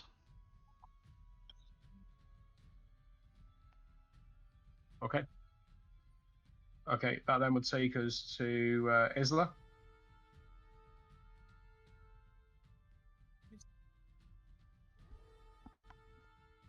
Try and aim, mate. Oh, no, yeah, Isla. Right. As Isla's not in Thingo, he can move more than his normal steps, can't he? Well, we're still in combat, so no. Okay. 8, 9,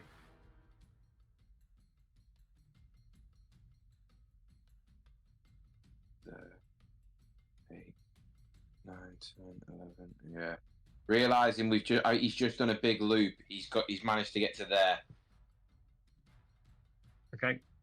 Yeah, in preparation. Yeah, I mean he can't the see rest of the anything. battle. He can't see anything in his line of sight at the moment. So.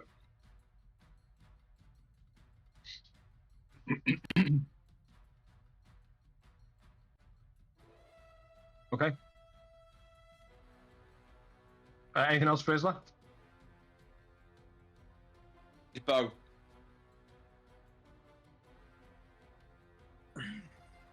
Okay. Tom, can you roll for 15 foot of damage? Certainly.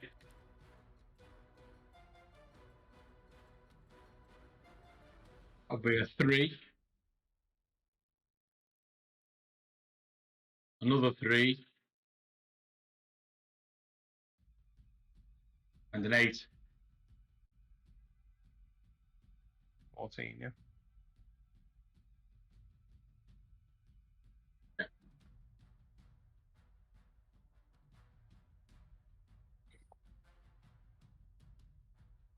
He's taken a lot of damage to get to this point as he emerges from the growth. Now we've got roll for 20 foot.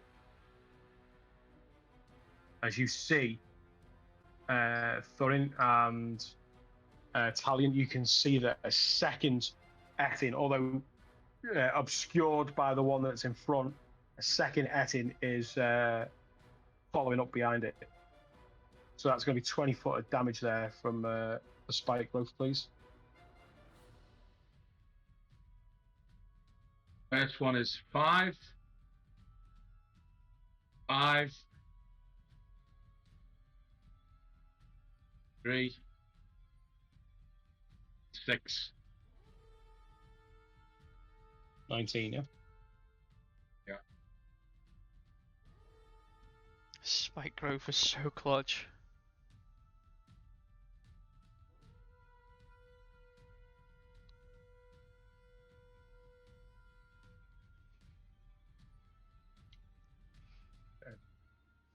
Okay.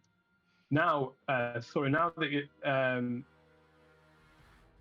this is getting a little bit closer, just make another perception check for me.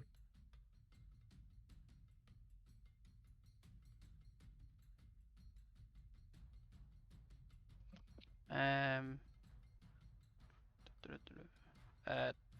20, not natural. Okay, you can see now that this Etin that's in front of you has a circle burned into its forehead on both heads with equidescent spokes coming off it. Realizing that this is the symbol of the Xanathar. Okay.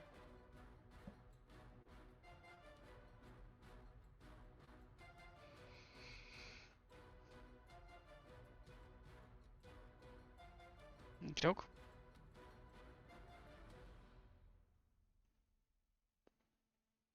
I will relay that to the others. Okay, that then takes us to Morthos.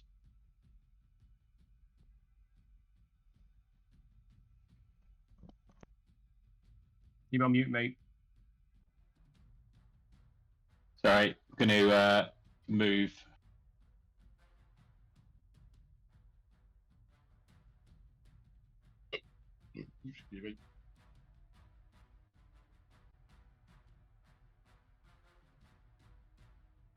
And is this tile here? Is this an enemy? I can't work out if this is an enemy or our ghost guy. Which one? Just ping it, mate, so I can see. You know about that there? Yeah. Yeah, that's our. That's Halith. Yeah. Cool. Okay. Cool. In that case, I'm going to continue walking and use dash. Okay.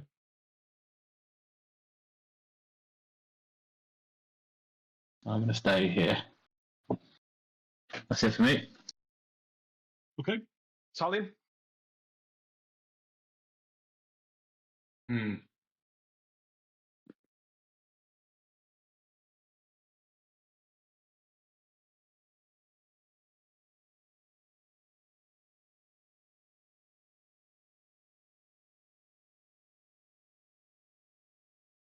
I'm gonna move myself. I'm back on the map now.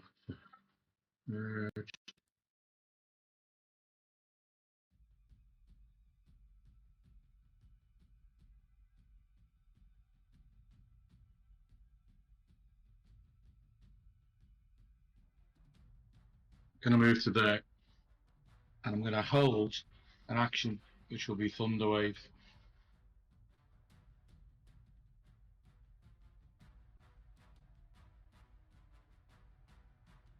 Okay, let me just quick check.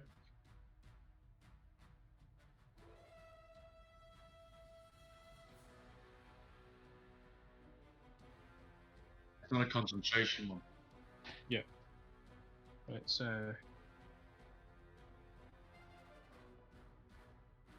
15-foot cube from you. And what you you holding for it to get closer I'm gonna to you, have are you? to, otherwise, yeah, I'm gonna have to just see where it goes because I might be able to attack it from the behind, so to speak. You could. Okay. You could have thunder waved it from where you were, I think, or moved closer to it. I'm not sure I have the range. I didn't have the range on it. You were trying to push it back, weren't you? Thunder wave. Yeah, but if it fails, it doesn't work, does it? Right, okay.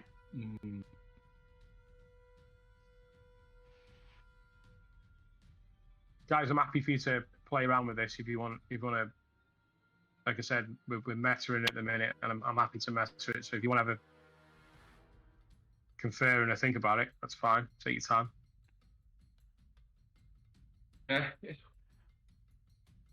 I'm just thinking because you want to push them back into that, don't you? That's what your aim is to do. I'm just not sure if you'd be able to achieve that from where you are. The problem being is the size of the individual. If it's unsuccessful, it doesn't get pushed, does it? Yeah. Um. What is it? So what you're saying, you're going to be too close after. That's my concern. Not leave myself too close to attack. I think I'm a squishy person. Where were you before that? I would originally I would have been. Yeah. But I was too far away, so I would have had to move up to about here in order for Thunderwave to be used. It's got 15 feet, isn't it? So you'd only had to use 10 feet of movement. Because you could have gone. Is it a 15? Yeah, it's 15-foot cube. So you could have gone one square back. Yeah. Right. Tried to push. There. Yeah, tried to push him back and then retreated off to the side with the rest of your movement, maybe. Okay. I see what you're getting at. Yeah. You've only wasted Retry. You've only wasted 10 feet of movement. So I've still got the rest of the movements. Yeah. Okay. I think these have got 30 So feet based on how we've seen them move. I think they're about 30 feet, maybe 40. And they're not exactly dashing across, are they? The thing is, there's two goblins on this bugger, isn't there? No, they're dead. I thought you missed it. Oh, I missed one, didn't I? Yeah, sorry. So one's got a goblin. There's one goblin left on it. Okay, sod it. Let's go for it. Okay, I'll cast Thunder Wave then. Let's see what happens. One sec. I'm just tidying up my map because I can see what's been removed at the same time as seeing what's there. It's just getting a little bit Yeah, cluttered. Messy. you've got a crowd of creatures in the darkness to the top left, haven't you? I think I see you dragging them over there before. I've just got stuff everywhere, mate. That's all. Yeah. You should be able to see what I'm doing on the other layer though. No, I seen them moving across the corridors. You were dragging them. You should have kept that quiet, Jimbo. You know he doesn't like those types of things. They're only dead. Don't make. Okay. So you're in position. You're in position to wave, yeah. Yeah. That's an attack roll, isn't it? Yeah. Oh no, make a Constitution saving throw. Okay. So For you, yeah, contribution for you, Yeah. isn't it? Yeah. and the saving throw DC is 15. what's that? 15. Okay, I have a +3 con. So come on, let's go. No, natural 1. It's not good. It's 11. Yeah. 2 ones. It's 11. And there's also one for the goblin as well, isn't there? Oh, yes. Yeah, it's a 0. Is it that one? It's going to be 13. So both fail. You said 15, didn't you? Yep. They're both going back. Would he fall off his Yeah. mount, or would he be okay? That's what I'm wondering. Yeah.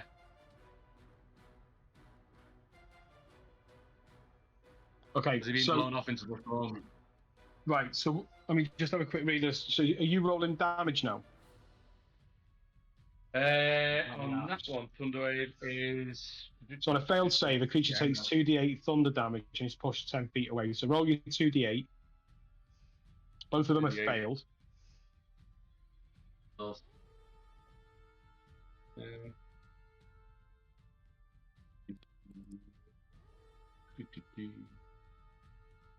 That's 8 damage on one. Yeah, which and one? 9 Which damage one on we the roll? other. Right, so Well, 8 the first damage one on was being the big target. is the Yeti. On the.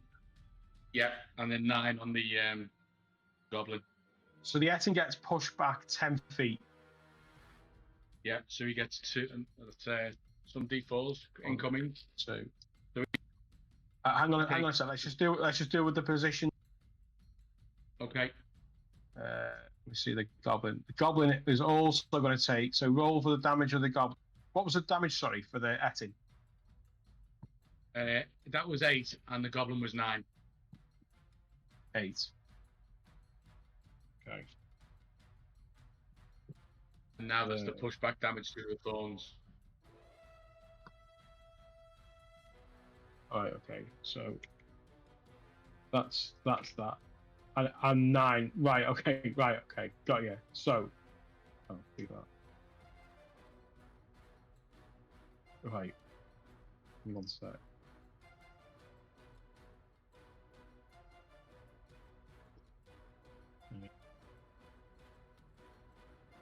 Okay, so he gets pushed back. He gets pushed back 10 feet. Right, so now roll for the, let's say it's 5 feet of damage. Okay. Going back into the. We take 7 points of damage. 7 points of damage. Okay. So he's at a total of 15. 7 points of damage. Okay, right. So that then. Yeah, that's right. That's right. Got you. Hey, why is it not doing that? Okay. Oh, Right. So why is that? What's that? you then? Well, why is that doing that? Oh, right. So let me get this straight now. So you stand there, you release Thunderwave, the best spell. I love this spell, and everyone knows I love it. So you cast Thunderwave. The Etin takes a stumble backwards and screams, "Oh, yeah, both go as it goes back. The goblin that's on his shoulder flies off the shoulder. It hits the Etin that's behind him, bounces off the Etin, and lands dead, already dead, into the spike growth at the Etin's feet.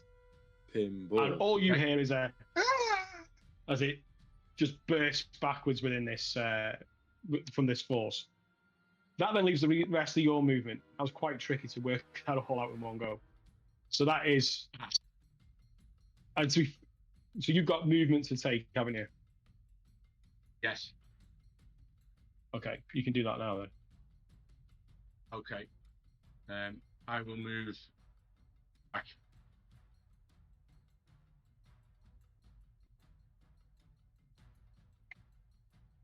Okay. I'm done. Right. Okay. Right. That then takes us to the top of the round then with Tavis. Yeah, Tavis. Halith, actually. Oh yeah, Halith. Yeah. Halith. Okay. Halith is going to run up. So there. He has got a rapier, and I said that was a +4 to hit, and it was a 1d8, wasn't it? Now, note making is saving a day in. So that's a 17, 21 to hit, which is a hit. And then it's a 1d8, 8 points of damage. Right, okay. This Etin is looking pretty rough. He was there, so that's 5, 10, 15, 20, 25. He's literally going to come back 10 feet. He's put himself in a bit of harm's way there.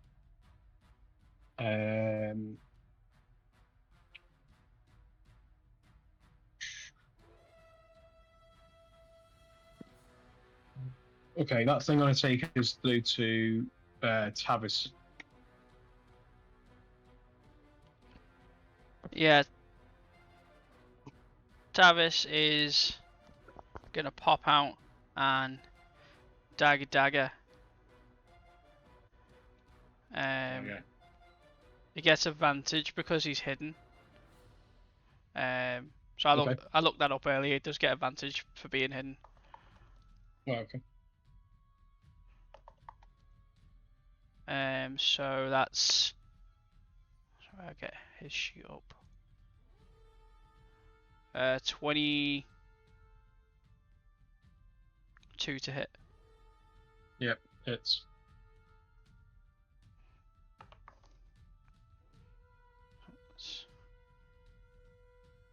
6 points plus sneak attack.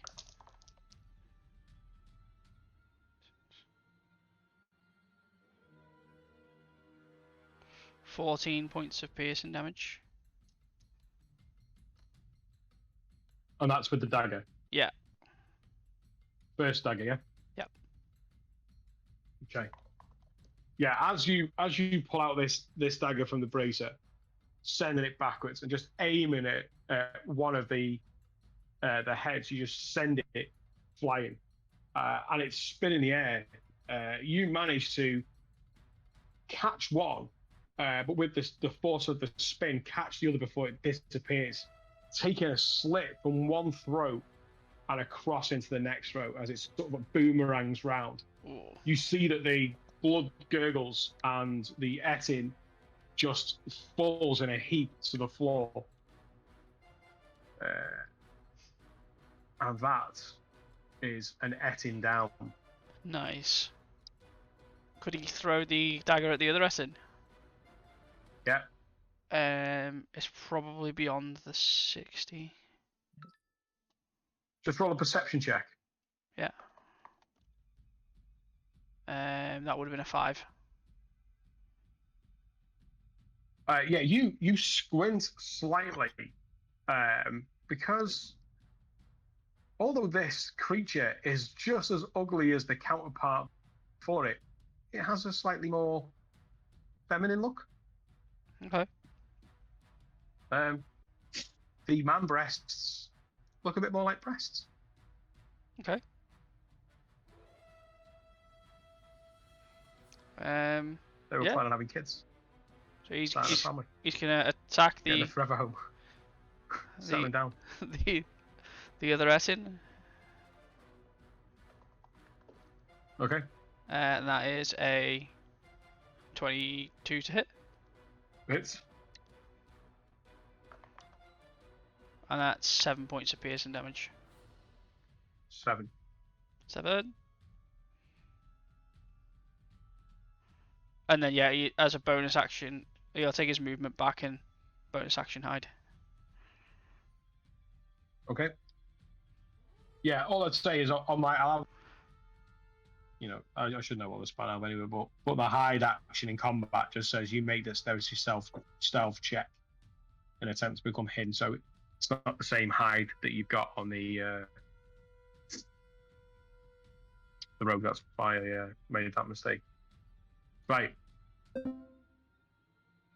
That will then take us to Negan. Negan is gonna move his dash, and his dash will take him to about there, where he'll realise he's done a big fucking loop that's took him an hour.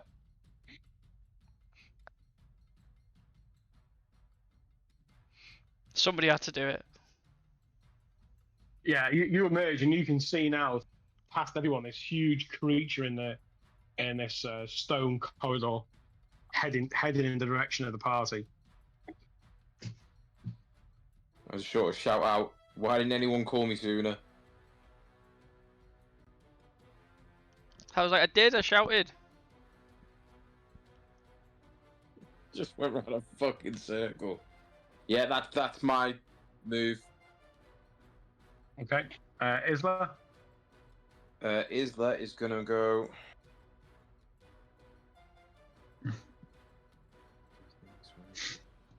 25 feet to there, and then hold his action with his bow again, just in case he can see the big monster coming out the thorns. Okay. Thurin? Yeah, Thurin's going to.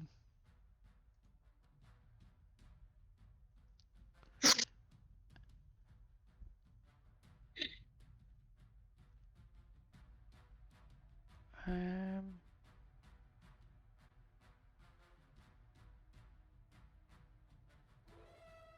think that's touch. Yeah, he's just gonna Eldritch Blast again. I was thinking of doing something else, but I don't think it'll work.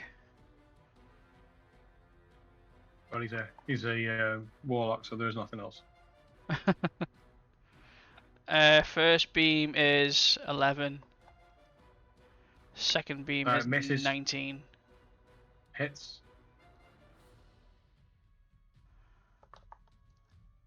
And it's 11 points of force damage and 3 points of fire.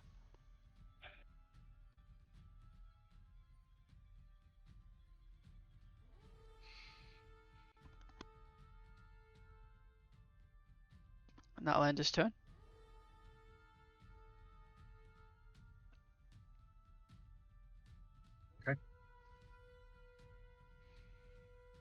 Okay, yeah, as you let rip, don't know how you managed to miss it, but you did. And then the second is a good bolt to its gut. And it gives that more feminine scream as it hits in on this one. Okay, that would then take us to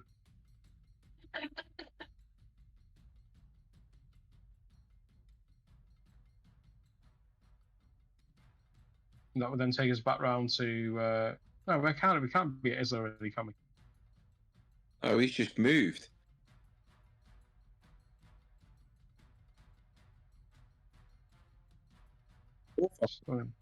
I got the wrong way around there, have I? Done it again. Tired. Did you give? Morthos. Yeah, I gave you an extra turn though. All right. Okay. Just take it off.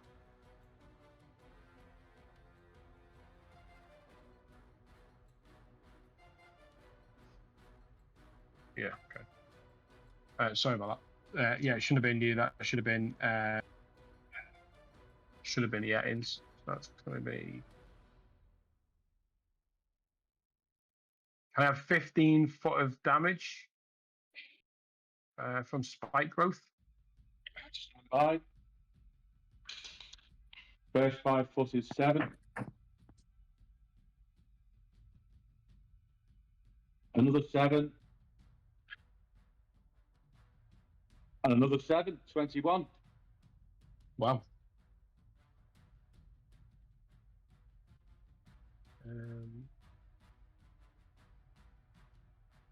Massive damage from spike growth. It's been OP in this round, in this game. Okay. He's now got up to Halith, and need his.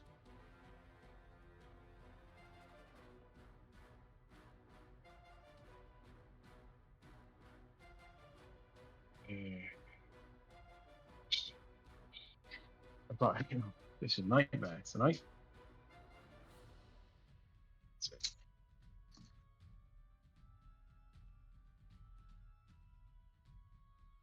That's in.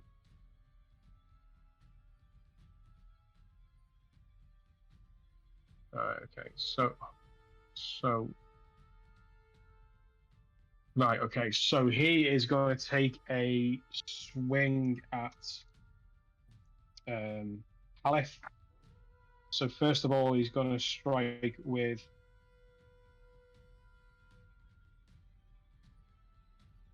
his Morning Star.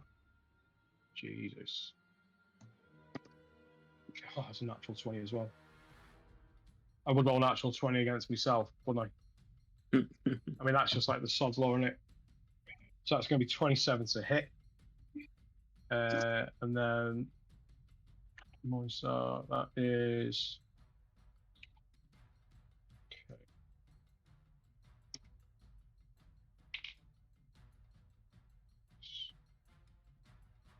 Okay. 22 points of damage.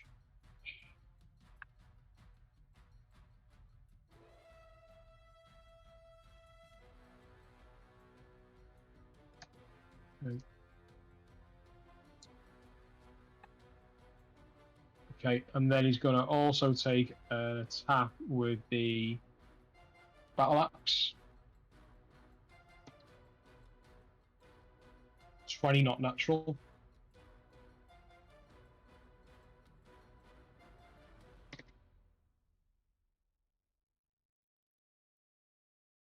Another 15 points of damage.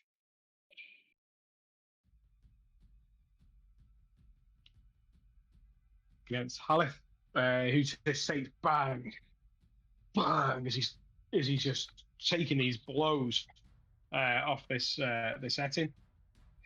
That's going to be the end of its turn, taking us to Morthos. Would you say I had line of sight here? Yeah, you get him. You could move slightly round if you wanted to. I quite like the tight angle. I'm going to cast Ray of Frost. Okay. Which is 18 to hit.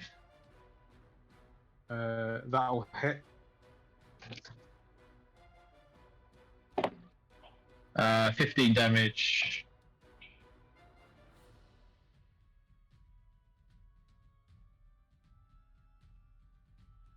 Okay, speed reduced by 10 feet as well, isn't it? Yeah, until my next turn. How much damage did you say? Sorry, 10? 15. 15. Okay. Okay. Yeah, you see this cold beam, like literally laser beaming towards the Etit, and you see from it this cold, crackling frost skin just emanating across it, and you sort of see it looking at it and sort of screaming this cold, burning pain. Anything else for Morphos? Yeah, I'm gonna just move around slightly as well, I think. Okay. Salium? Yeah. Well, I'm just saying I've lost the map again. The computer's gone down, so I'm onto the tablet. So I'm not sure where anyone is. Okay. Can someone do? I don't want to do another picture because it's got a bit more information on mine. But someone want to do Yeah, I'll do it now. a picture? Oh.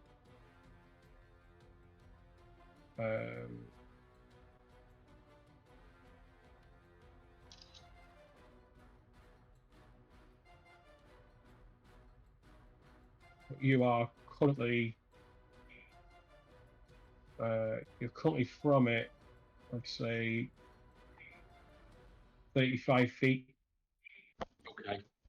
And in your line, you've got Halle, so you might have to move just to, depending on what you wanted to do.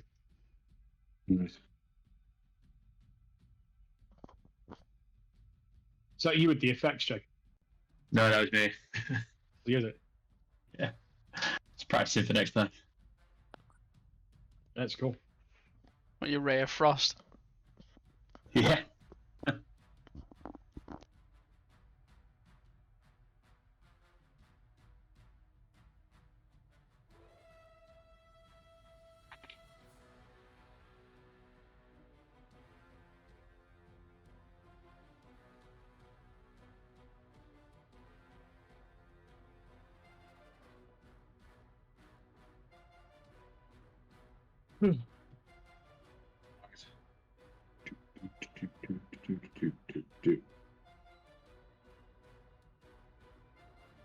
Right. Oh, fucking hell. It's a bit of a pain in the arse, isn't it?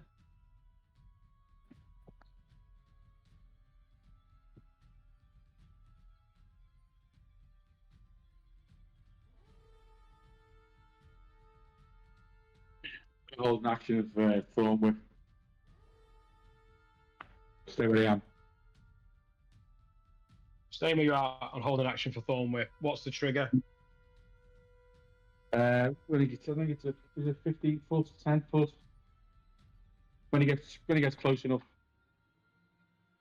So 15 feet of you, yeah? I think it's 15. Gonna check. Okay, so it's. I'll just put a line on the. Yeah, it's 10 or 15 foot. I'll put a line. That's 10 foot. It's 10 foot. I'll put it at 15 foot away from you, so I can see it. Oh no, it's a range of 30 feet to start with. Those was a lot less. Yeah, when he gets about 10 foot, then I'll trigger it. Okay.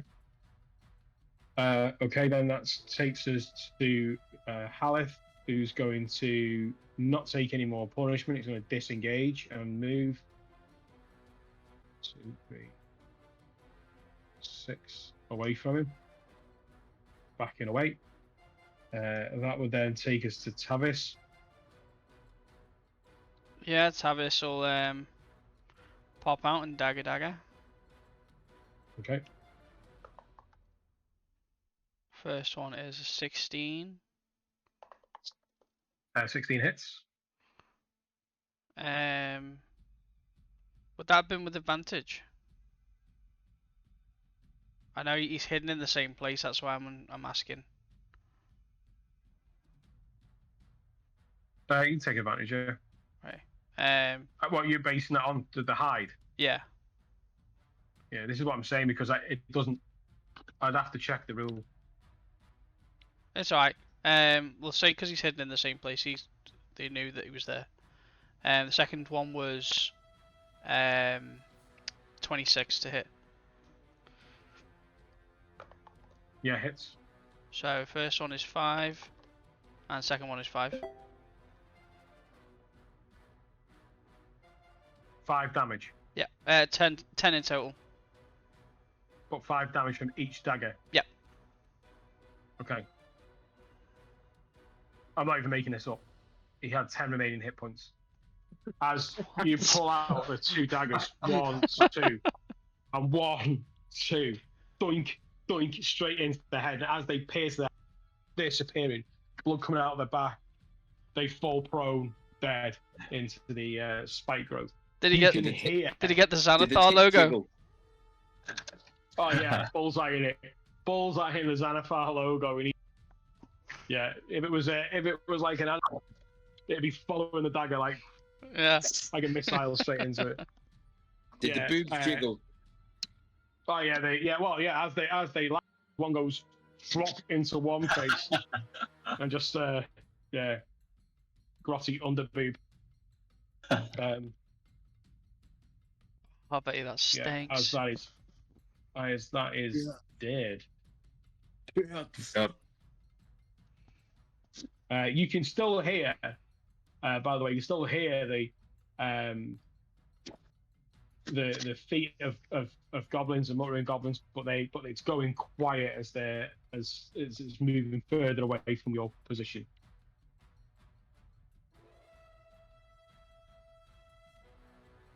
What do you guys want to do? Still in battle, or can we move freely now? I would say that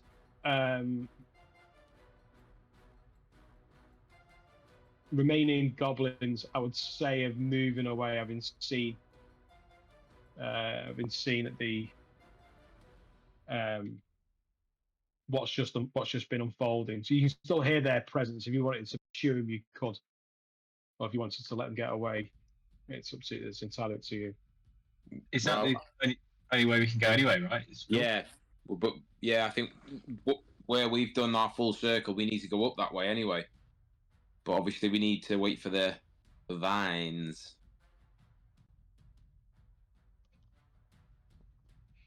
How long do the vines last? Can they be dispelled at all? Minutes. It's a 10-minute thing, isn't it? A 10-minute thing. 10 minutes. We won't be far off. We had a fair few rounds there.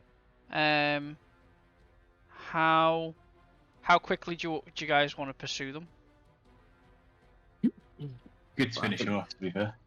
Yeah, we've got to see what's up that way anyway, because anything that was below us, just a big fucking circle. Well, there's the statue to investigate, and there's the staircase, isn't there? Okay. Would you want to? But it's if you want to go and chase these guys first, then we can always double back. Well, I think Tavis would always go over and investigate, wouldn't he, if anyone's investigating it? Yeah, but if you want to go and finish these off, if our blood's boiling and we need to go and finish these, then we can go and chase them down. Yeah, I reckon we go and get the rest of them and see what's up that way. Yeah, I'm with you.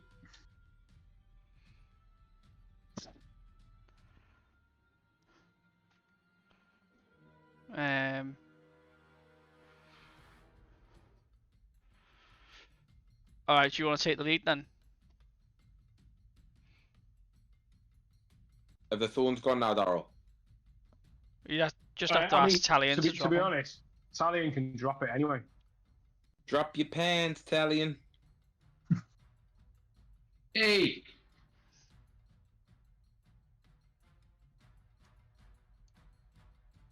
So we're gonna go up there. Yeah, we're gonna chase.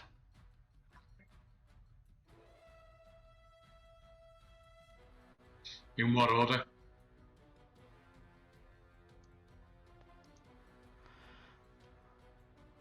Wait, Isla's gonna come up there.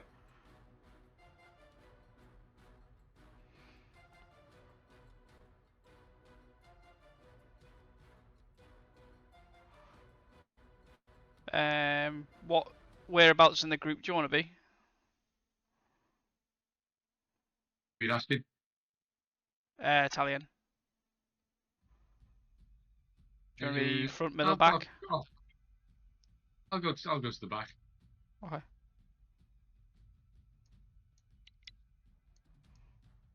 Seems to naturally at that point anyway, aren't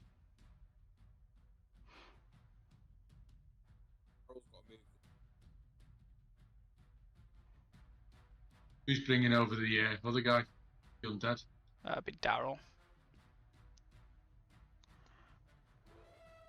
Darrell gone. No, I'm just plugging the laptop in, that's all. Daryl. I may have resolved my problem, and I've taken the battery out the laptop. That seems to be the issue. Nice. We've already moved ourselves up. The goblin that's still there, is that still there, or has that left?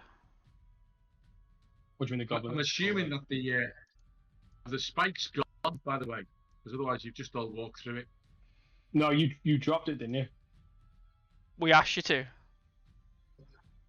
Yeah, sorry, I missed it.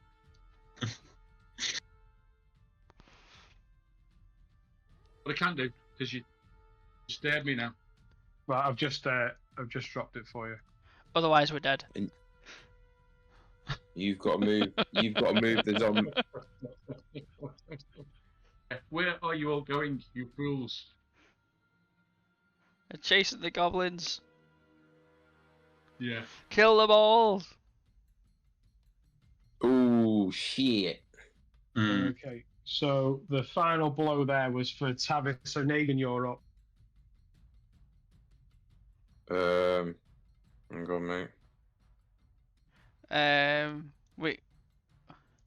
We kind of just moved, thinking we were out of combat. Yeah, we'll keep the sequences as going. There's no point in doing a new initiative. Okay, I've got my axes ready, and I have just stumbled upon a motherfucking horse. Or what was it, a goblin? Al, can you bring the undead up? Because we can't move him. Yeah.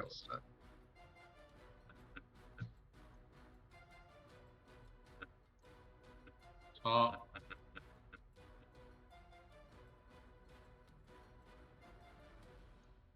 I'd like to attack the one that's in front of me, Daryl, Yep. with my first axe. That is 20, not natural. Hits. And that is 10 points of damage on the first axe. Destroyed as you absolutely cleave him in half. Get fucked! Then I'd say that your movement was fresh movement because we weren't counting it. Okay, so can I then move to the closest one to me again? Yeah.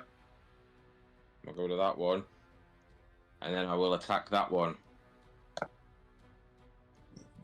That is 19. Hits. Oh, that is 7 points of damage on the second axe. It's exactly 7 hit points for a goblin. Suck my dick. As you manage to cleave him. So yeah, taking out a dagger, and as you're striding forward, now you've got a target. Negan's finally got a target to hit. You sort of do a gunslinging sort of swirl as it goes round your hands, bringing it back into your hand, cleaving one down, striding over to the other with the second axe, cleaving across that one. You just got this blood fury. Your blood is boiling as you're striding through them all, and then that would take us to Thorin. Yeah, Thorin's gonna Eldritch Blast, by any chance? yeah, run up next to Morthos and Fire it up. Fire it up. Fire it up. take a leaf out of Tavis's book, and he's got the staff in one hand still, so he's gonna pretend to be firing a bow and launching off the Eldritch Blast like that. Oh, nice! I like that. You can have an inspiration for that. Nice. So first beam is a 23 to hit, and the second beam is 25. Yeah, both hits. Big numbers tonight. Yeah. Ludicrous. First beam does. Which one are you hitting first? The one directly in my path. Yep. So that does 9 points of force damage and 3 points of fire. Oh, he's obliterated. He was already injured, partly injured anyway. He was one of the he? ones. And then the Yeah, second does 9 points of Oh. force damage to the one on the left. Yeah, the other ones. The other one is also. Not happy. Yeah, as you go from one to the other, showing now the true force of this party and the damage it can do against sort of meager opponents. Yeah, that'll take us to Isla. With Isla, I want to move up to. Is that a D6 inspiration or? Just so I can put it on my sheet. What is this first fucking load? I think by the letter of the law, it's at advantage. Oh, is it? Yeah. Cool. Just put down you got one inspiration, and we'll come. Yeah, I put it in. Thank you. Okay, Isla. No, you've lost your voice, mate. Isla would like to do some sort of spell on these guys. Okay.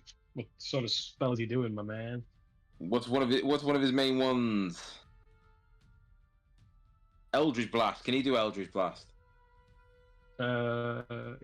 He genuinely likes. Does he like a lot of Toll of the Dead? He likes a lot of Toll of the Dead, doesn't he? Let's for whom the bell tolls. Toll that dead bitch. How do we do it though? Toll the Dead. Creature that you can see them with.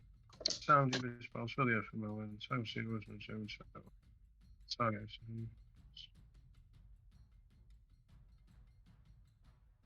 What spells has he got?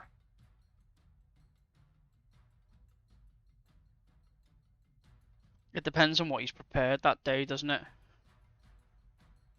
He's got he's got cantrips on here, but he hasn't got. Oh, Toll the Dead is on the cantrip. Yeah.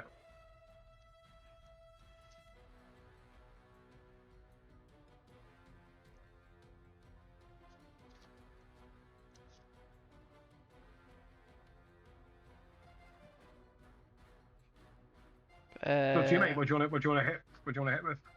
Yeah, there's guiding bolt. I'll do Toll the Dead on the ones that I can see. The one that's directly in front of him. Yeah. Okay, so that is a Wisdom saving throw. So what's the DC? I don't know. It's not written on here.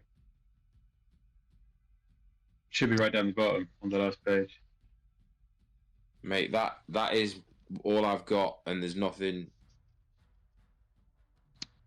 Unless spell save is DC is 16 in the top box. Oh yeah. Spell save DC is 16, yeah? And Yeah. it's Wisdom on that one, and the Wisdom of a Goblin, you've got to love this, is minus 1. Yeah. And I hit a 17. Yes. If, hang on, the target must succeed a saving throw of 1d8 necrotic damage. If the target is missing any hit points, it instead takes 1d12, but it successfully negated that one. So I missed then, yeah? And I would have thought it'd been half damage, but it's not. Then again, it's only a cantrip in it. Yeah, that'd be a miss. Well, I'm sure that much you'll watch it back and go, you know, that's told that you were a lot massively inaccurate. I get schooled. Well, he should have been Right. fucking here then, shouldn't he? He's too busy Blink 182 in it. Right, that's it for Isla. We'll move on to Morthos. Right, I'm gonna move.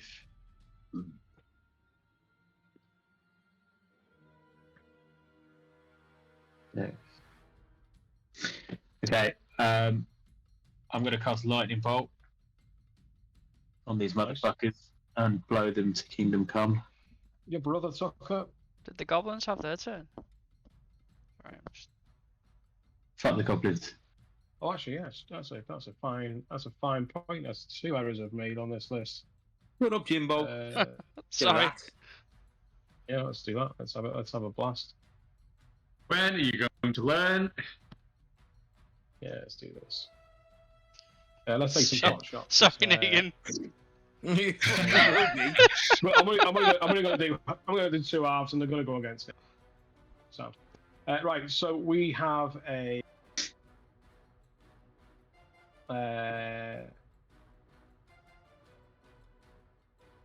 Nothing. One of them is a 22 to hit. 22 hits. And that's going to be 7 points of slashing damage against Negan. Did one of them miss though? Yeah. Well, I would like to use riposte, and I would like to. When a creature misses you with a melee attack, you can then use a reaction, expend one of your superior die, and then I can have a melee attack on that one. Yeah, it's the one that was to the north here, not the one that missed. It doesn't matter what your name is. So I've took 7 points of damage, yeah? Yeah. Right, with one of my axes, that is... That's 14 to hit. Hits. No, it doesn't. No, it's 15. Misses. Not today. Not today. Okay, so that was Isla. Morthos. Did you go there, Morthos, or not? I just moved here. You're partially moved, weren't you? Okay. Yeah. I'm going to continue with lightning bolt. I'm of the opinion that Negan's got these 2 handled, so I'm going to first of all roll. It's 21 to hit. Hits. No, now we're talking. These are the grand scales of 20 plus shots that we like. Now I'm going to go for these 2 at the back. So it's 5 foot radius. What's the spell? Sorry, mate. Lightning bolt. Oh, it's a dexterity saving throw. Actually, it's not a to hit. Lightning bolt. DC is 12.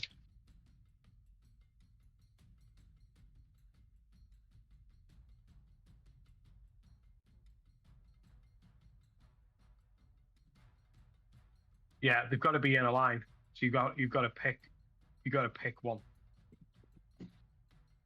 It'd have to laser beam through them because it's a line that you're shooting.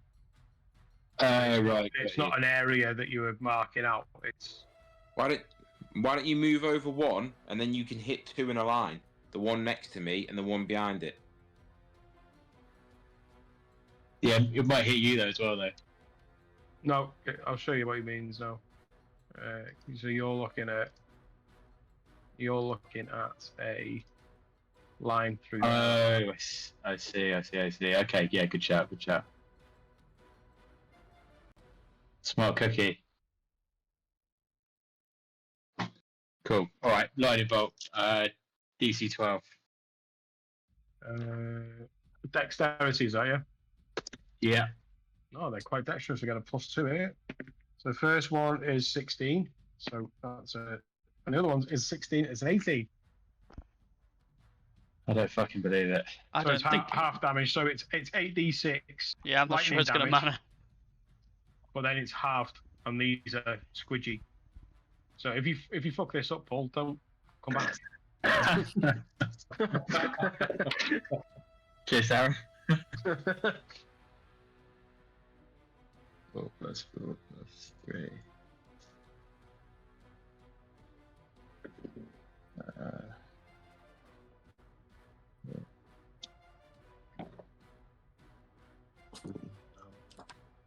8d6 halved. Boom, minging.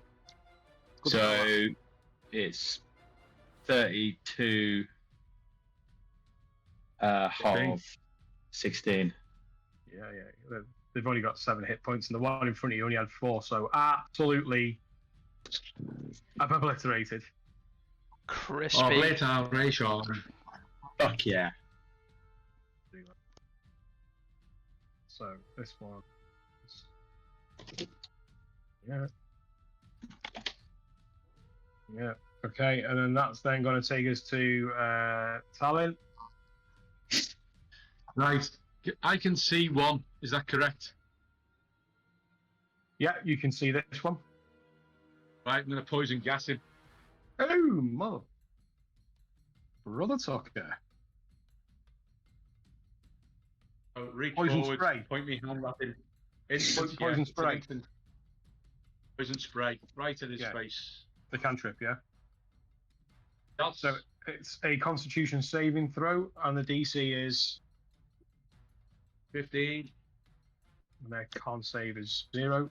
So that's going to be a 17. So he passes that. You cheeky bastard. So yeah, he manages to hold his breath as you let out this green noxious mist. Anything else for your turn? No. Okay. That then takes us up to Halith, who is miles away.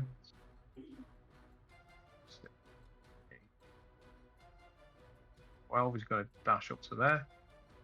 That then puts us with Tavis.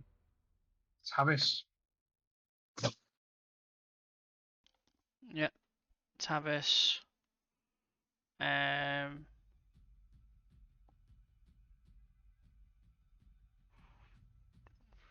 I guess.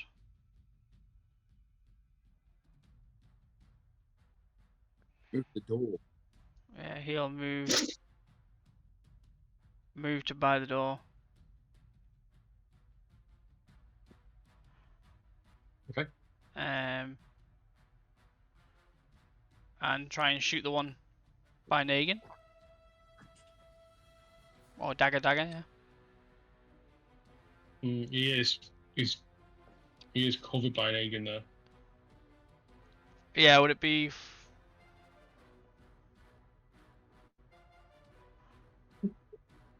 I was just say it would be the disadvantage. Oh no, we're doing the cover, so I'll just say it's a +2 to his AC, so Okay. it'll be a 17 to beat. First. Second one maybe. Second one is 21. 21 hits. What about the first one? The first one I rolled a 16 total. Oh, so that went into Negan then. Okay, Negan.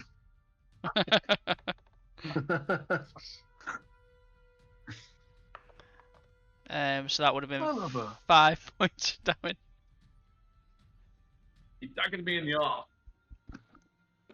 He's looking pretty wounded as this dagger sort of goes in through the rib cage, and there's a burst of blood out the back again. Nothing coming out the back as the dagger returns back into the bracer on Tavis's arm. Anything else for Tavis? No, that's fine. Thank you. Okay, that then takes us to Negan.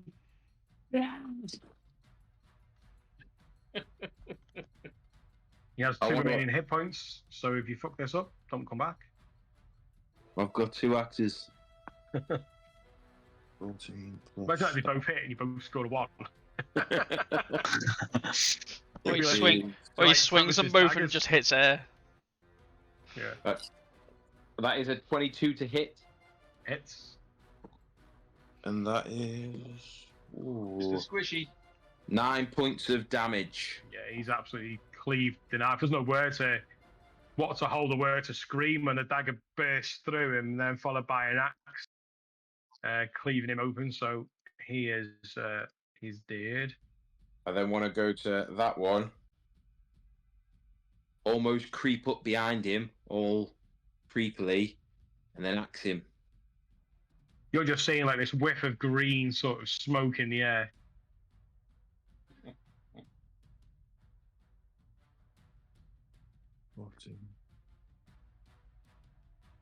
That is 18 for the attack. Yeah, that definitely hits. So no one's whiffing today on the attacks, are they? And that is 12 points of damage on that axe. Yeah. As you just walk up behind him, you literally spine, you just come down, you just whack, and Italian, you just sort of see this goblin just, and he just sort of collapses down in a heap as he's also dispatched. I'm doing a hump. As you look around, see that there is no more. Seems to be no more goblins. There's no more threats from where you are. The place has gone quiet. There is blood and bodies everywhere. As I actually think, if we just did a quick toll, get it, of the dead. 1, 2, 3, 4, 5, 6, 7, 8, 9, 10, 11, 12, 15, 16, 17, 20, 22, 23, 24, 25, 26 bodies, 2 of which are Ettins, and probably count as 2 to be fair. Yeah, are just strewn across the floor with just blood up the walls, and it's just an absolute mess as you just stand by and just look at what you've just waded through. For whom the bell tolls. Is that including the I bug? didn't take- Is that including the bugbears that we killed last week? Yeah, includes them as well. Yeah, I didn't take a point of damage there either. I think somebody's strolling around sightseeing, showing up for the end for a bit of frost walloping. Where's that been? Where the hell's that been hiding? Round in circles. Yeah, you sort of take stock, blood wash everywhere over you, and you're now in a new area. You sort of see that it's opening up to the north.